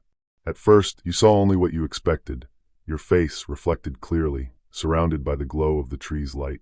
But as you looked longer, looked deeper, the reflection began to change, or perhaps your perception of it changed. You began to see past the surface features, past the physical form, into something deeper. You saw yourself as you had been as a child, open, curious, full of wonder and trust. You saw yourself as you were now, tired perhaps, worn by life's challenges, but still here, still seeking, still capable of opening to beauty and peace. You saw yourself as you might become, wiser, gentler, more at peace, carrying this night's gifts forward into all your future days. All three versions existed simultaneously in the reflection, and you understood that they were all you, all true, all worthy of love. The reflection showed you your strengths, your capacity for kindness, your resilience, your hope that had survived everything life had thrown at it.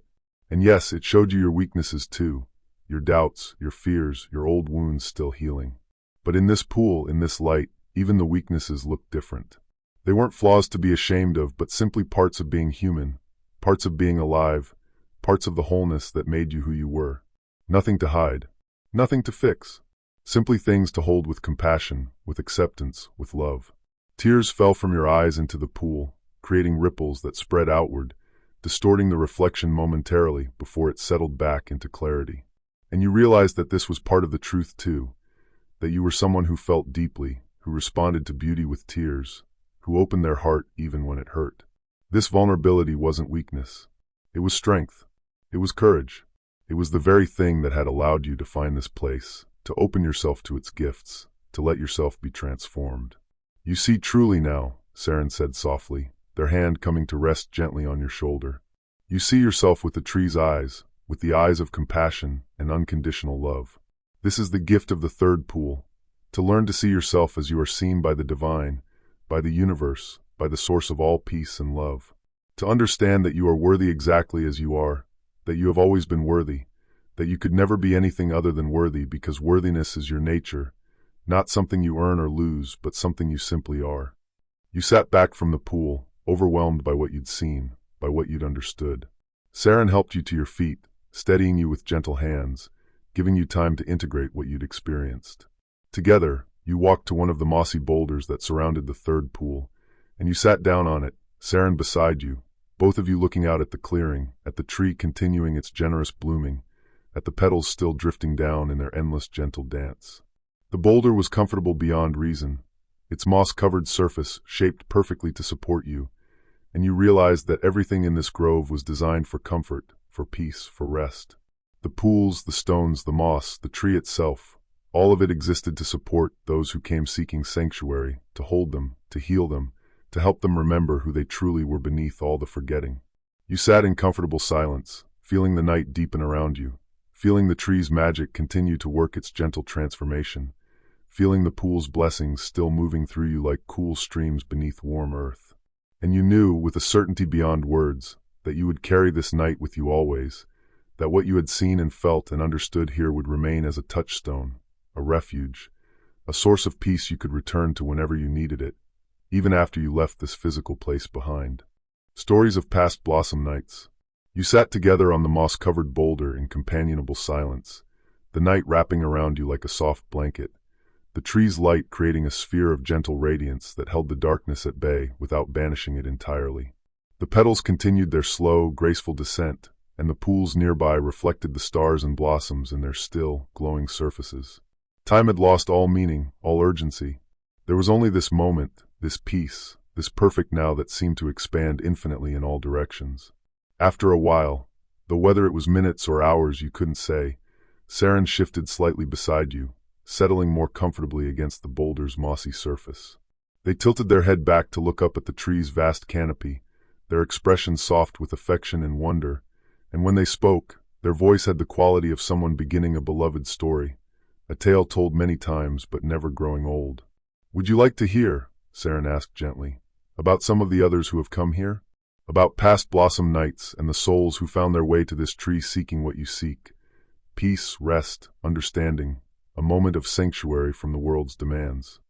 You nodded, drawn to the idea of these stories, of knowing that you were part of a lineage, a tradition, a long line of weary travelers who had walked the moonlit path and found this clearing, this tree, this peace. The thought comforted you, made you feel less alone, more connected to the vast web of humanity seeking healing and rest. Saren smiled, pleased, and began to speak in that soft, melodious voice that seemed to blend perfectly with the night sounds, with the tree's crystal music, with the gentle whisper of wind through petals and leaves. "There was a woman," Saren began, "many years ago, though time is strange here, as you've noticed, so perhaps it was centuries ago, or perhaps it was yesterday. She came to the grove in the depths of winter, when the forest was buried in snow and the world seemed frozen lifeless. She had lost someone she loved dearly, and grief had made a home in her heart so large and heavy she could barely breathe around it. She didn't know about the tree, no one had told her. She was simply walking, unable to sleep, unable to rest, walking through the frozen forest because moving was easier than staying still with her sorrow. You listened, imagining this woman, feeling an immediate kinship with her grief, with her restlessness, with her desperate seeking even when she didn't know what she sought. She found the path," Saren continued, "just as you did. And she followed it through the snow, through the darkness, until she came to this clearing. The tree was blooming that night, as it blooms every night, and even in the depths of winter, this place was warm, the ground was soft with moss and grass, the air was filled with the scent of blossoms. She thought she had died, at first. She thought grief had finally claimed her, and this was some afterlife, some place beyond the world she knew." Saren paused, their eyes distant, as though they could see this woman standing there in the clearing, could see her wonder and confusion and tentative hope. "She knelt at the base of the tree and wept," Saren said. "She wept all the tears she hadn't been able to cry in the weeks since her loss, wept until she had no tears left, until she was emptied out, hollowed out, until there was nothing left but a tired body and a broken heart. And the tree held her through all of it, never judging, never rushing, simply present, simply offering its light and peace and unconditional acceptance. You felt your own eyes filling with tears again, moved by this story, by the image of this grieving woman finding solace in the tree's embrace. When she had finished crying, Saren went on. She looked up and saw the blossoms glowing above her. And she noticed that some of them looked like the person she had lost, not literally, not in physical form, but in essence, in spirit. She saw their kindness in the way the light fell. She saw their humor in the way the petals danced. She saw their love in the warmth that radiated from every bloom. And she understood in that moment that love doesn't end with death. That the people we love become part of everything, part of the light, part of the peace, part of the beauty that continues long after they've gone. Saren turned to look at you, their eyes gentle and knowing. "She comes back sometimes," they said. "Every few years she finds her way here again, and each time she does, she is a little more healed, a little more whole. The grief never leaves completely. True grief never does, but it changes. It becomes softer, less sharp, more like a sweet ache than a stabbing pain. The tree teaches us this, that healing doesn't mean forgetting, doesn't mean the pain disappears, but that we can learn to hold it with love, with grace, with acceptance." You nodded, understanding, feeling the truth of this in your own heart, in your own experiences of loss and healing. Saren smiled gently and continued. "There was a man," they said, "who came to the grove having lost his way in more than one sense.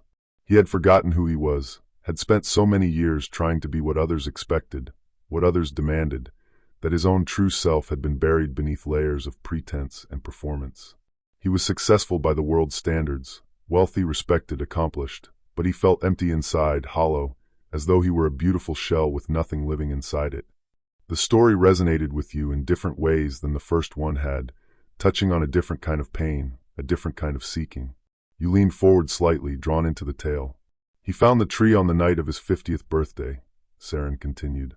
He had fled his own celebration, unable to bear one more moment of being congratulated for achievements that felt meaningless, unable to pretend for one more minute that he was happy. He drove to the edge of the forest, left his car, and walked into the darkness with no destination in mind, only a vague hope that the night might hold some answer, some relief. Saren looked up at the tree, their expression fond, as though remembering this man with particular affection. When he entered the clearing and saw the tree, he felt something he hadn't felt in decades, recognition. Not of the tree itself, which he'd never seen before, but of the feeling it evoked in him. It reminded him of childhood, of a time before he'd learned to perform, to pretend, to be anything other than exactly what he was.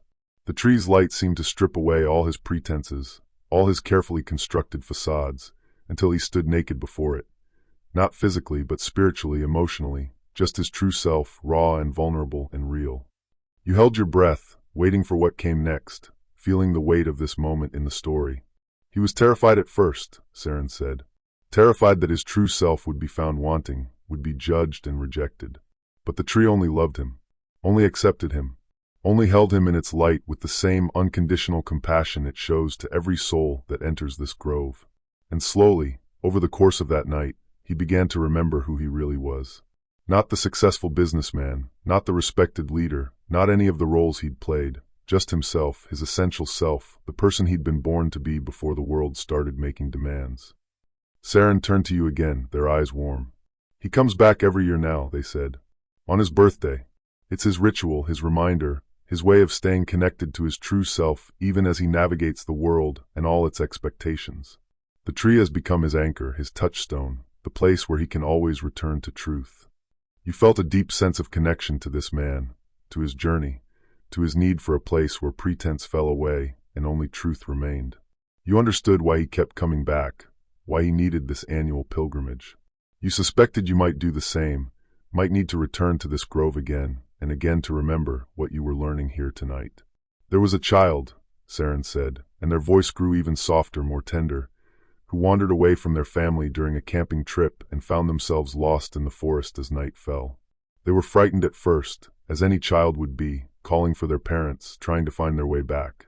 But the path found them, as it finds all who need it, and they followed it without understanding why, only knowing somehow that it would lead them somewhere safe. You felt your heart constrict at the thought of a lost child, alone and afraid in the dark forest.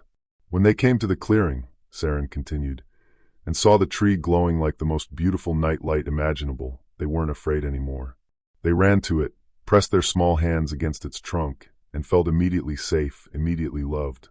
The tree sang them a lullaby, or perhaps it was the wind through the blossoms, or perhaps there's no difference, and they curled up at its base, in the soft moss, surrounded by glowing petals, and fell asleep feeling more secure than they'd ever felt in their short life. A soft smile played across Saren's lips. Their parents found them in the morning, of course. The search party had been looking all night, and at dawn they discovered the child sleeping peacefully at the base of a tree, in a clearing none of them remembered being there before. The child tried to tell them about the glowing blossoms, about the light and the music and the magic, but the adults couldn't see it. In daylight, the tree looks ordinary, still beautiful, still ancient and magnificent, but not magical, not glowing. The adults thought the child had dreamed it all. Saren's eyes twinkled with gentle amusement. But the child knew better. They knew what they'd experienced was real. And they never forgot it. They grew up carrying that night with them, that memory of perfect safety, of unconditional love, of magic that exists even when others can't see it. It shaped who they became, someone who believed in beauty, who trusted in goodness, who knew that even when the world seemed dark and frightening, there were places of light and peace, shelters in the storm. You found yourself smiling too, touched by this story, by its sweetness, by the image of a child sleeping peacefully surrounded by light while worried parents searched through the darkness. I could tell you hundreds of such stories, Saren said, their voice dreamy now, as though they were seeing all these souls at once, all these seekers who had found their way here over the centuries or millennia. The grieving widow who found comfort in the petals' soft light. The soldier returning from war who needed to remember that beauty still existed. The artist who had lost their inspiration and rediscovered it in the tree's perfect forms. The couple on the verge of separation who sat beneath the branches and remembered why they'd fallen in love. The dying man who wanted to see something beautiful one last time before the end. Saren paused, looking at you with such kindness, such understanding. Each story is different, and yet they're all the same story, really. The story of a soul in need finding exactly what it needs. The story of the tree giving endlessly, generously, asking nothing in return.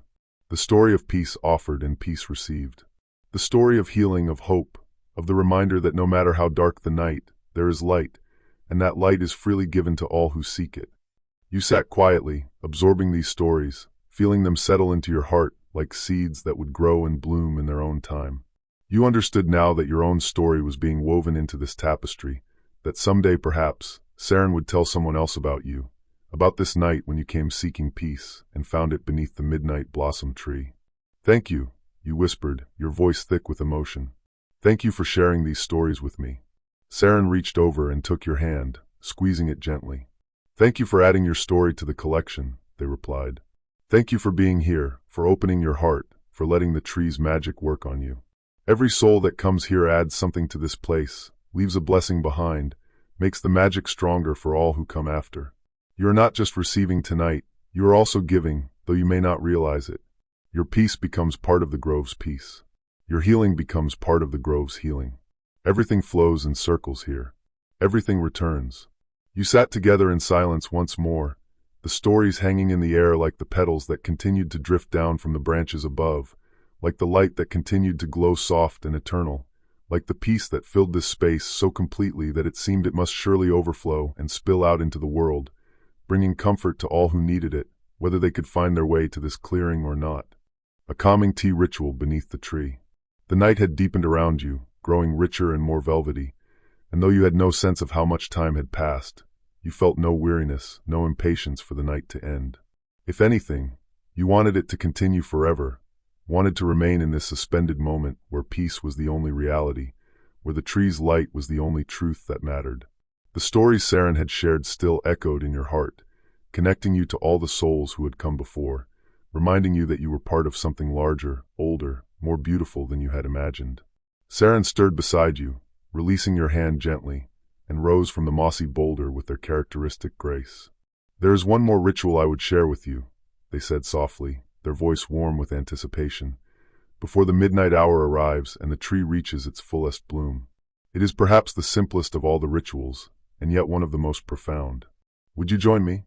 You stood as well, your body feeling loose and relaxed, more comfortable in your own skin than you could remember feeling in years. "Yes," you said simply, and the word felt like a commitment, like an opening, like a small prayer of willingness.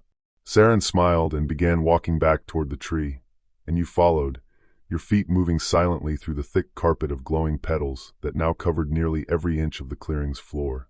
The petals compressed softly beneath your steps, releasing little puffs of that exquisite scent, creating footprints of slightly deeper glow that faded slowly behind you as the petals shifted and resettled. Near the tree's trunk, on the far side from where you'd first approached, you noticed something you hadn't seen before. A small alcove formed by two of the tree's massive roots that had grown up and curved outward before diving back into the earth, creating a natural sheltered space. Within this alcove was a simple arrangement that spoke of care and intentionality. A low wooden table, its surface smooth and dark with age, and two cushions placed on either side, their fabric a deep indigo that seemed to absorb and reflect the tree's light in subtle waves. On the table sat several items, each one beautiful in its simplicity. A clay pot, rounded and earth-toned, with a lid that fit perfectly into its rim. Two small cups without handles, their glaze the color of celadone, crackled with age and use but still perfectly whole. A wooden ladle resting across a simple bowl. And beside these, a small collection of leaves and dried flowers tied together with a thin cord. You recognized some of them from the forest. Chamomile flowers, lavender sprigs, lemon balm leaves, and others you couldn't name, but whose scent reached you even from a distance, promising peace and comfort. "The tea ritual," Saren said, gesturing to this arrangement with obvious fondness, "is one of the oldest practices in the grove. Long before I came here, long before anyone can remember, this table has stood in this place, and travelers have prepared tea beneath the tree's branches, have shared it in silence or conversation, have used it as a way to slow down, to be present, to mark the transition into deeper peace." Saren knelt gracefully on one of the cushions and gestured for you to take the other. You lowered yourself onto the cushion, finding it surprisingly comfortable despite its simplicity, stuffed with something soft, perhaps dried moss or flower petals, or simply accumulated moonlight made tangible. The alcove felt intimate, protected, a room without walls beneath the vast cathedral of the tree's canopy. "The water," Saren said, reaching for the clay pot and removing its lid, "comes from the pools you bathed your feet in earlier. Each morning, I gather it fresh, though it never seems to diminish, never grows stale. The pools give endlessly, just as the tree does. Everything here exists in abundance, in generosity, in the joyful giving that knows no depletion." You looked into the pot and saw clear water, and though it couldn't have been heated, there was no fire, no source of warmth. Steam rose from its surface in gentle tendrils, as though the water had absorbed the tree's warmth, as though it had been heated by magic rather than flame. The steam curled upward, catching the light, creating small spirals of luminous mist that dissipated slowly into the air. Saren took the bundle of herbs and flowers and held it for a moment, closing their eyes, their lips moving in what might have been words, or might have been simply breath shaped into prayer. Then they loosened the cord binding the bundle and separated it into 2 portions, placing 1 portion into each of the small cups. The dried flowers and leaves looked humble, unassuming, but their scent intensified as Saren handled them, releasing oils and essences that spoke of summer meadows and peaceful gardens, of plants grown in blessed ground and harvested with reverence. Each plant, Saren explained softly, is gathered from the grove or the forest immediately surrounding it. They grow in the tree's light, are nourished by the pool's water, are touched by the same magic that makes this place what it is. When we drink tea made from them, we take that magic into ourselves, let it work from the inside, let it settle into our deepest places. Using the wooden ladle, Saren carefully poured steaming water over the herbs in each cup, filling them almost to the rim. The water accepted the dried plants eagerly, and immediately they began to release their essences, color bleeding into the clear water, turning it pale gold and soft green, scent rising with the steam, intensifying and complexifying. The chamomile offered its apple-like sweetness, the lavender its calming floral notes, the lemon balm its bright citrus hints, and the unknown herbs added depths and subtleties that created a fragrance so perfect, so complete, that simply breathing it in felt healing. "We wait now," Saren said, settling back slightly on their cushion, their hands resting gently in their lap. "We let the plants steep, let them give their gifts to the water, let the tea become what it needs to become. This waiting is part of the ritual, part of the teaching. In a world that demands speed, that values rushing, that treats patience as weakness, we practice waiting as a sacred act. We honor the time it takes for transformation to occur. We trust the process." You sat in comfortable silence, watching the tea steep, watching the colors deepen and swirl in the cups, watching the steam rise and curl and dissipate. The tree's light fell around you, and petals continued their gentle descent, some landing on the table, on your shoulders, on the surface of the tea itself, where they floated like tiny luminous boats, adding their own subtle blessing to the brew. The waiting wasn't difficult or boring. Time here was different, you'd learned that already. This waiting felt active rather than passive, felt like participation rather than delay. You were present to each moment of the steeping, aware of each subtle change in color and scent, attentive to the way the herbs slowly unfurled in the hot water, releasing their essence drop by drop, breath by breath. "Tell me," Saren said softly, their eyes on their own cup, their voice contemplative, "what brought you to the forest tonight? What were you seeking when you began walking the moonlit path?" You need not answer if you prefer silence, but sometimes speaking our needs aloud helps us understand them more fully. You considered the question, reaching back through the evening's events, through the transformation you'd undergone since entering the grove. What had brought you here? The answer felt both simple and infinitely complex. "I was tired," you said finally, your voice quiet but clear. "Tired in a way that sleep couldn't fix. Tired of trying, of pushing, of carrying things I couldn't put down. Tired of noise and demands and the constant feeling that I was failing at something, though I couldn't name what. I didn't know about this place. I didn't know where I was going. I just needed quiet, rest, peace. I needed to remember what it felt like not to be exhausted."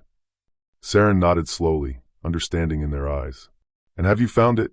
they asked gently. "The quiet, the rest, the peace?" You looked around, at the glowing tree, at the drifting petals, at the pool's reflecting starlight, at this gentle keeper who had guided you through rituals and stories and transformation. You felt the peace in your bones, in your blood, in every cell of your body. You felt rested in ways you hadn't known you could feel rested, quieted in places you hadn't known were making noise. "Yes," you said, and the word came out like a sigh, like relief, like gratitude given voice. "Yes, I've found it. More than found it. I've been filled with it. I don't know how to describe what's happened to me tonight, but I know I'm different. I know I'm carrying something now that I wasn't carrying before, or maybe I've put something down that I was carrying. Or both. But yes, I found what I was seeking, even though I didn't know what I was seeking until I found it." Saren's smile was radiant, full of joy, and they reached forward to check the tea. "It's ready," they said, satisfaction in their voice. They lifted one cup and handed it to you carefully, and you received it with both hands, feeling its warmth against your palms, feeling the weight of it, the rightness of it. Saren took their own cup and held it up slightly, a gesture that felt like a toast, like a blessing. "To finding," they said simply. "To seeking and finding. To the journey and the arrival. To all that brought you here and all that you'll carry forward from here. To finding," You echoed, and you touched your cup gently to theirs. The ceramic made a soft sound, like a small bell, and the note hung in the air for a moment before fading into the tree's larger music. You brought the cup to your lips and sipped. The tea was hot but not scalding, perfectly temperatured, and its flavor was everything the scent had promised and more. It tasted of flowers and earth, of sunlight and starlight, of summer afternoons and autumn evenings, of every good thing you'd ever tasted distilled into liquid form. It was sweet without sugar, calming without sedation, nourishing without heaviness. It was perfect. As you swallowed, you felt the warmth of the tea spread through your chest, radiating outward, carrying with it a wave of deeper calm, deeper peace. The herbs were working their magic, just as Saren had said they would, settling into your deepest places, soothing tensions you'd been holding so long you'd forgotten they were there, bringing everything into alignment, into harmony, into balance. You drank slowly, savoring each sip, and Saren drank with you, the two of you sharing this ritual in companionable silence. Occasionally, one of you would smile at the other, or make a soft sound of contentment, but mostly you simply drank and were present to the drinking, to the taste, to the warmth, to the peace that deepened with each sip. When the cups were empty, Saren collected them gently and set them aside. The herbs at the bottom were fully open now, their work complete, and they looked beautiful even in their spent state, like small gardens at the bottom of Celadon pools. The tea ritual, Saren said, teaches us many things. Patience in the steeping, presence in the drinking, gratitude for simple gifts, the understanding that sometimes the most profound healing comes not from grand gestures but from quiet moments, from warm cups held in caring hands, from herbs gathered and steeped with love. This is medicine too, perhaps the truest medicine, not fighting against what ails us, but inviting in what heals us. You nodded, feeling the truth of this in your body, in your heart, in your peaceful, quiet mind. The tea had completed something in you, had sealed or settled something the other rituals had begun.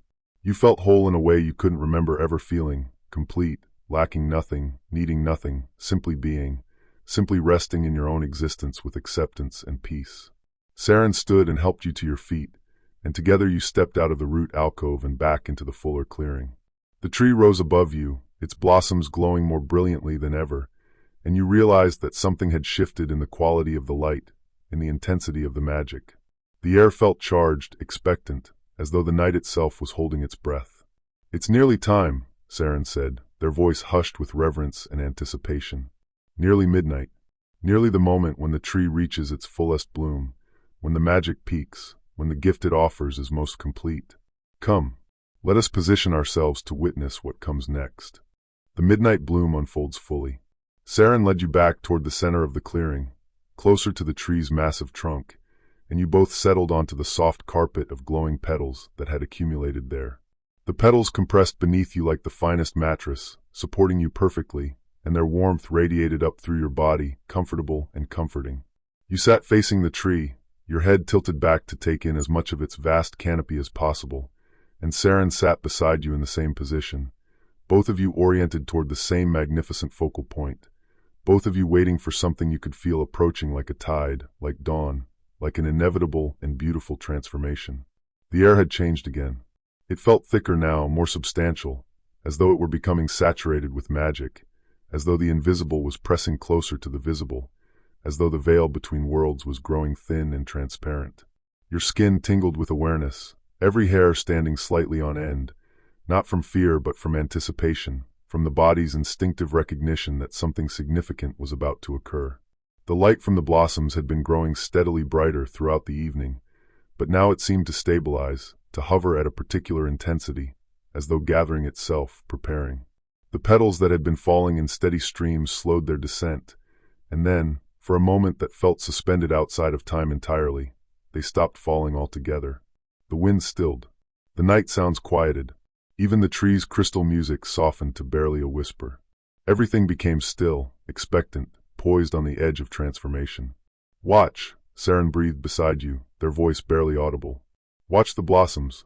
Watch what happens when the world turns from one day to the next, when midnight arrives and time itself takes a breath." You watched, your eyes wide, your breathing shallow, your entire being focused on the tree above you.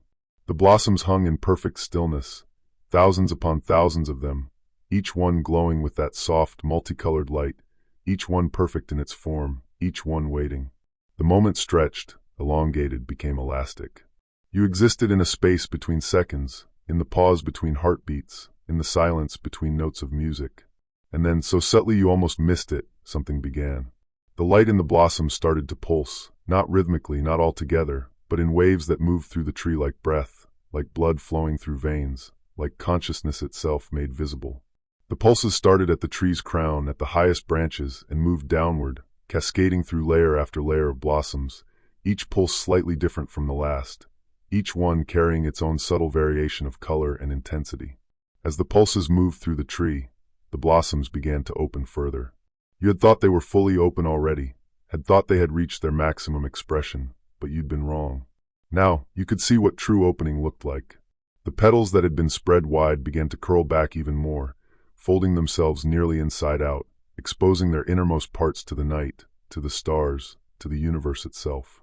It was like watching flowers surrender completely, like watching them give every last thing they had to give, holding nothing back, reserving nothing for themselves. The opening happened in that same wave pattern, following the pulses of light down from the crown to the lower branches, and as each blossom opened fully, its light intensified dramatically. What had been soft luminescence became radiant brilliance. What had been gentle glow became magnificent shine.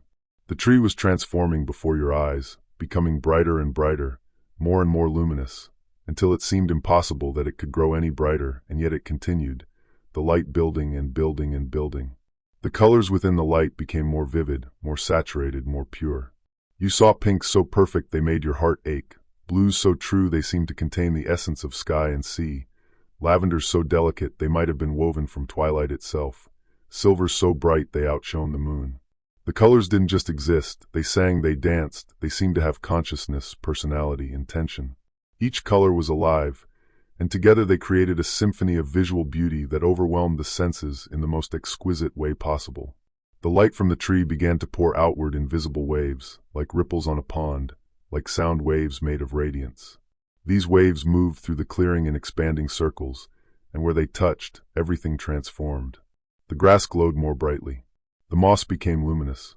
The pools reflected the light and amplified it, sending it back up in shimmering columns. Even the air itself became visible, filled with particles of light, so dense they looked like liquid gold, like dissolved stars, like the very substance of magic made manifest. You felt the waves of light wash over you, through you, and each wave brought a new layer of peace, a deeper level of calm, a more profound sense of rightness. Your body seemed to dissolve and reform with each wave, as though you were being unmade and remade, transformed at a cellular level, rewritten in a language of light and love and infinite peace. You were crying again, but the tears felt like light escaping from your eyes, like your body couldn't contain all the beauty it was witnessing and had to release some of it as liquid radiance. Beside you, Saren was glowing too. You could see it now. Their skin had become translucent, luminous, as though they were made of the same substance as the tree, as though they were part of its magic, its light made into human form. Or perhaps you were seeing their true nature for the first time, seeing past the physical form to the essence beneath, the spirit that resided in this place and tended this tree and guided lost souls toward peace. The tree's trunk was pulsing now, visibly expanding and contracting with each breath, with each heartbeat, and you could see rivers of light flowing through its bark, intricate patterns that mapped the tree's internal systems, showing you how the magic moved from roots to crown, how everything was connected, how nothing existed in isolation. The trunk seemed almost transparent now, and you thought you could see into its heart, into the very core of it, where something ancient and vast and infinitely loving resided. The consciousness of the tree itself, perhaps, or the source of all peace, or God, or the universe aware of itself. Words failed. Categories collapsed. There was only this, only light, only love, only the overwhelming sense of being held by something so much larger than yourself that fear became impossible, that separation became impossible, that anything except perfect peace became impossible. The blossoms reached their fullest opening, their maximum expression, and in that moment, the tree seemed to pause, to hold that perfect state, to offer it as a gift to the night, to the world, to you. You were looking at perfection made visible, at beauty so complete it contained everything. All joy, all sorrow, all love, all loss, all beginning, all ending, all questions, all answers, everything that had ever been or ever would be, all held in perfect balance, perfect harmony, perfect peace. And then, from the center of each blossom, from those glowing stamens that had been pulsing throughout the night, something new emerged. Light, but not just light. Essence. Energy. Love made tangible. It streamed upward from each flower like tiny fountains, like geysers of pure radiance, and these streams combined and wove together above the tree, creating patterns in the air that were impossibly complex and perfectly simple, that looked like calligraphy written in light, like sacred geometry made of love, like the universe's secret name spelled out in radiance. The streams of light rose higher and higher, and as they did, they began to spread outward, to rain back down, to create a dome of light over the entire clearing, a canopy above the canopy, a shelter made of pure magic and peace.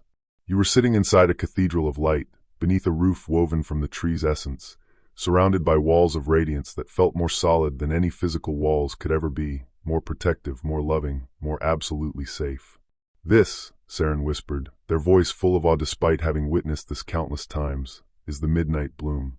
This is the tree's fullest gift, offered once each night at the turning of the day, when one day becomes another, when the world pauses to remember what it really is beneath all its forgetting. This is why we come here. This is what we seek, even when we don't know we're seeking it. This is home. This is truth.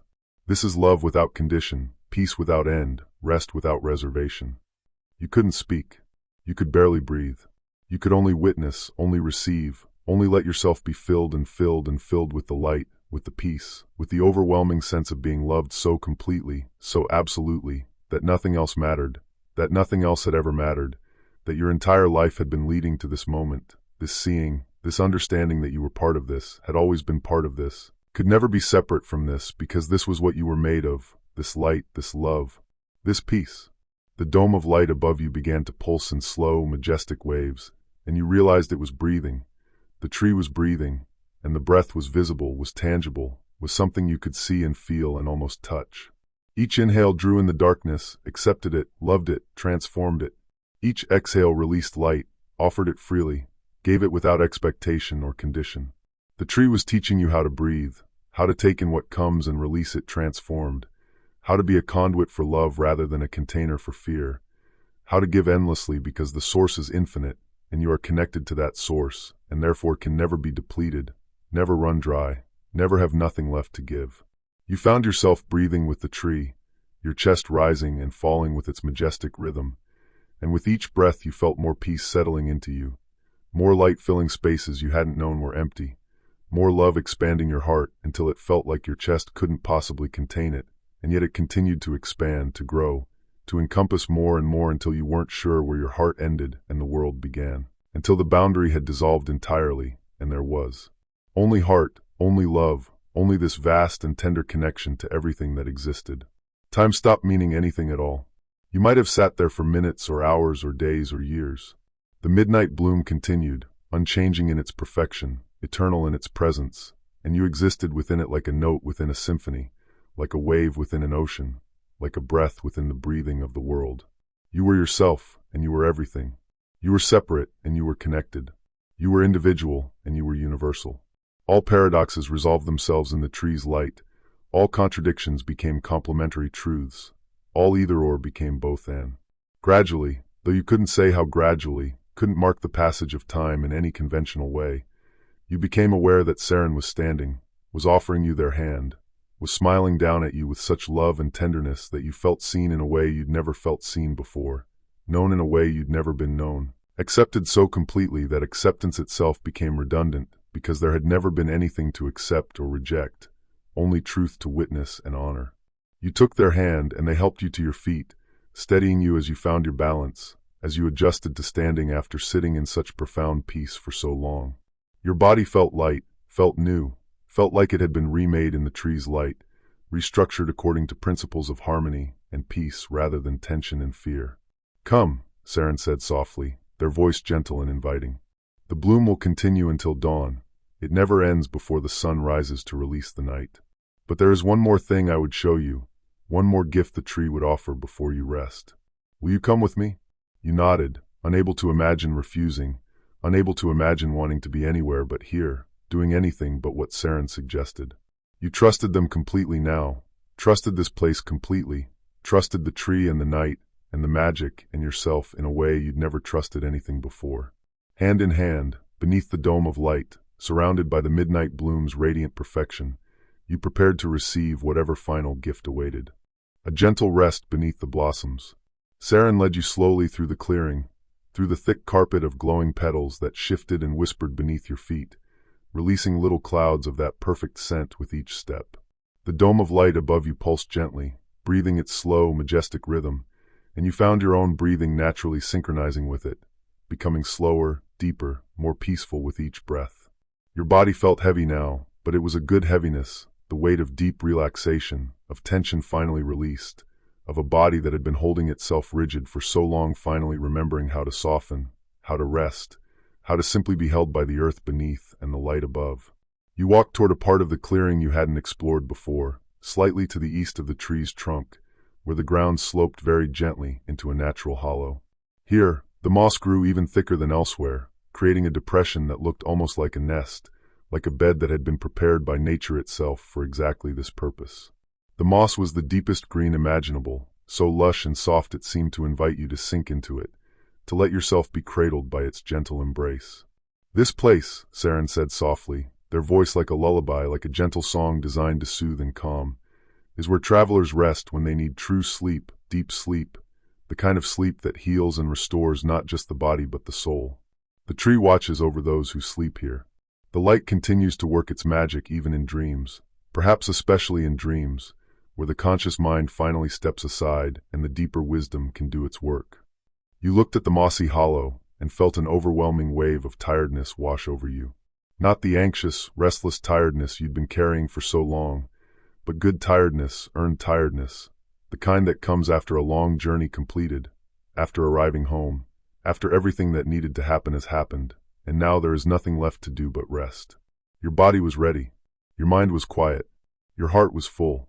You were ready to sleep, truly sleep, perhaps for the first time in years. Saren guided you to the hollow, and you knelt first, then sat, then lay back into the moss. It received you like loving arms, like the most comfortable bed you'd ever known, conforming to the shape of your body perfectly, supporting every part of you with gentle firmness.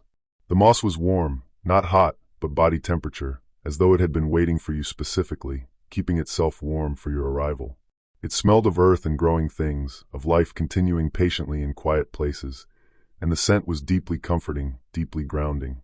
Above you, through the tree's vast canopy, you could see the blossoms still glowing in their full midnight bloom, could see the dome of light still pulsing gently, could see stars scattered between the branches like diamonds sewn onto velvet. The view was breathtaking, overwhelming in its beauty, and yet somehow also calming, soothing, like looking up at something so vast and so perfect that your own worries and concerns simply dissolved in the face of it, became irrelevant, became nothing at all. Saren knelt beside you, their presence comforting and peaceful, and they reached out to gently adjust a small pillow of moss beneath your head. You hadn't noticed it before, but it was there, perfectly placed, perfectly sized, cradling your head at just the right angle to see the tree while keeping your neck comfortable and supported. Every detail had been thought of. Every need had been anticipated. You were completely cared for, completely held, completely safe.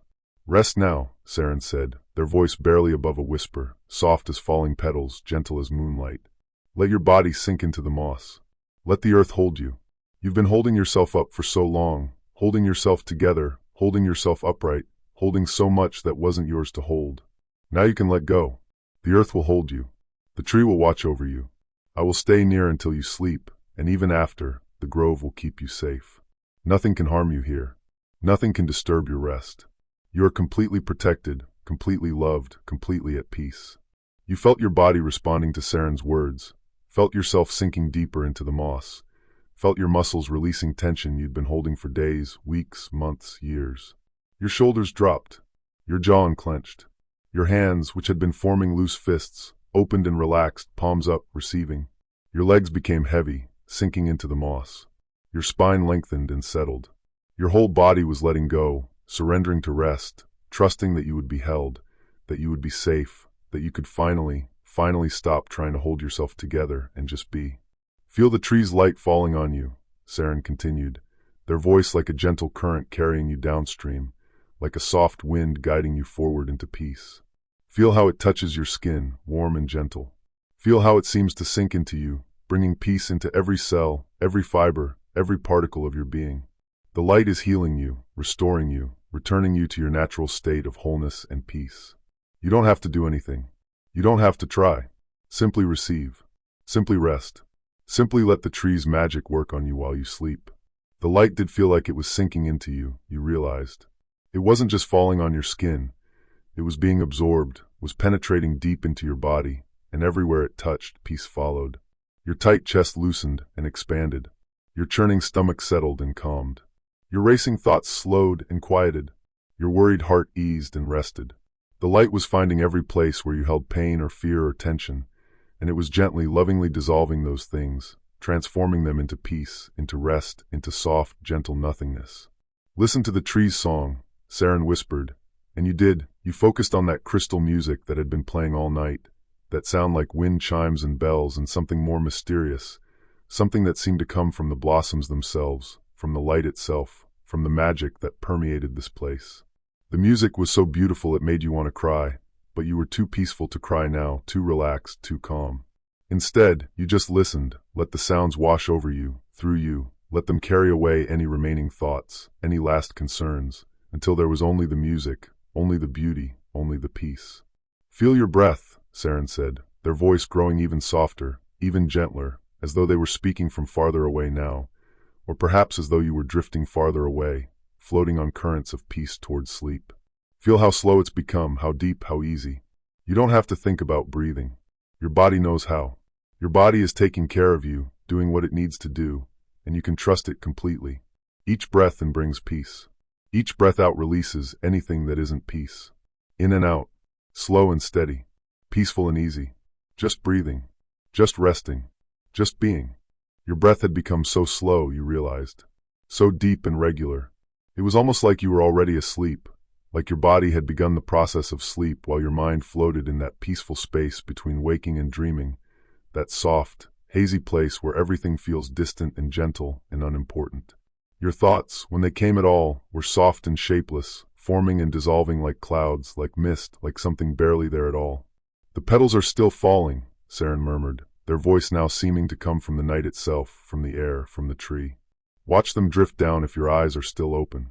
See how they float and spiral, how they take their time, how they move with such grace and peace. Or if your eyes have closed, and it's fine if they've closed, perfectly fine, exactly right, then imagine the petals falling. See them in your mind's eye, glowing softly, drifting gently down to rest on the earth, on the moss, on you. Each petal that touches you is a blessing, a wish for peace, a promise of rest. Your eyes had closed, you realized, though you couldn't remember closing them. It didn't matter. Behind your closed lids, you could still see light, the soft glow of the tree, the gentle radiance that filled this place, the luminous beauty that had nothing to do with physical sight and everything to do with the heart's way of seeing. And you could imagine the petals falling, could almost feel them landing on you. One on your forehead, one on your chest, one on your hand, each one bringing its gift, each one deepening the peace, each one helping you drift closer to sleep. You are so tired, Saren whispered, and their voice seemed to be part of the tree's song now, woven into it, inseparable from it. So beautifully, peacefully tired. The good kind of tired that comes after a journey completed, after work well done, after arriving somewhere you needed to be. Your body wants to sleep. Your mind wants to rest. Your soul wants to drift into dreams, into the soft darkness where healing happens, where restoration occurs, where you can simply be without doing, without thinking, without anything at all except the gentle movement of your breath and the peace that surrounds you and holds you safe. You were so tired, so heavy. Your body felt like it was made of lead, like it was sinking through the moss into the earth itself, being held by the planet, by the world, by everything solid and stable and eternal. You couldn't move even if you wanted to, and you didn't want to. Movement was unnecessary. Effort was impossible. There was only this lying here, this being held, this drifting slowly, inevitably towards sleep. Let go now, Saren breathed, their voice barely audible, barely there at all. Let go of the day.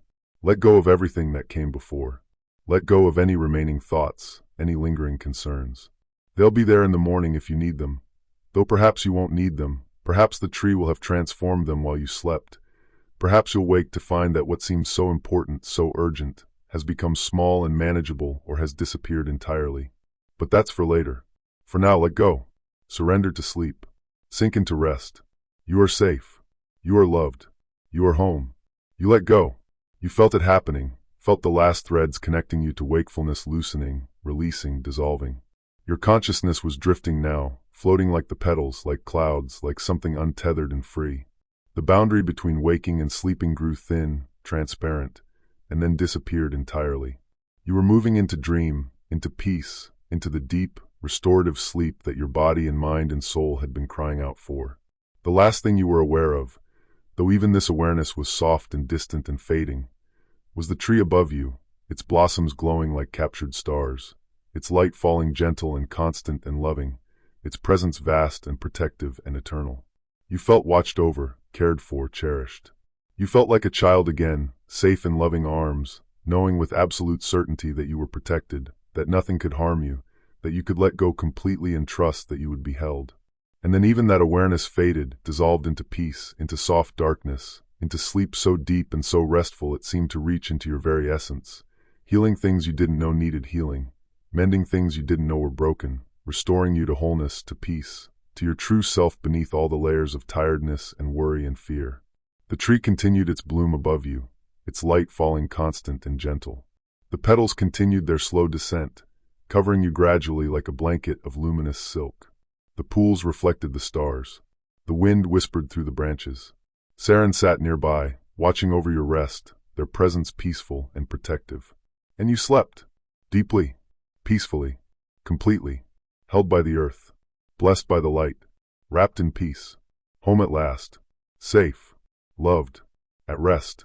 The midnight blossom tree continues its eternal bloom, waiting patiently for the next weary soul who will find their way down the moonlit path, seeking what all souls seek, peace, rest, and the gentle reminder that they are loved beyond measure, that they are part of something infinite and beautiful, that they can, at last, lay down their burdens and simply rest. The end. May you carry the peace of the midnight blossom tree with you into your sleep, and may you wake refreshed, restored, and renewed.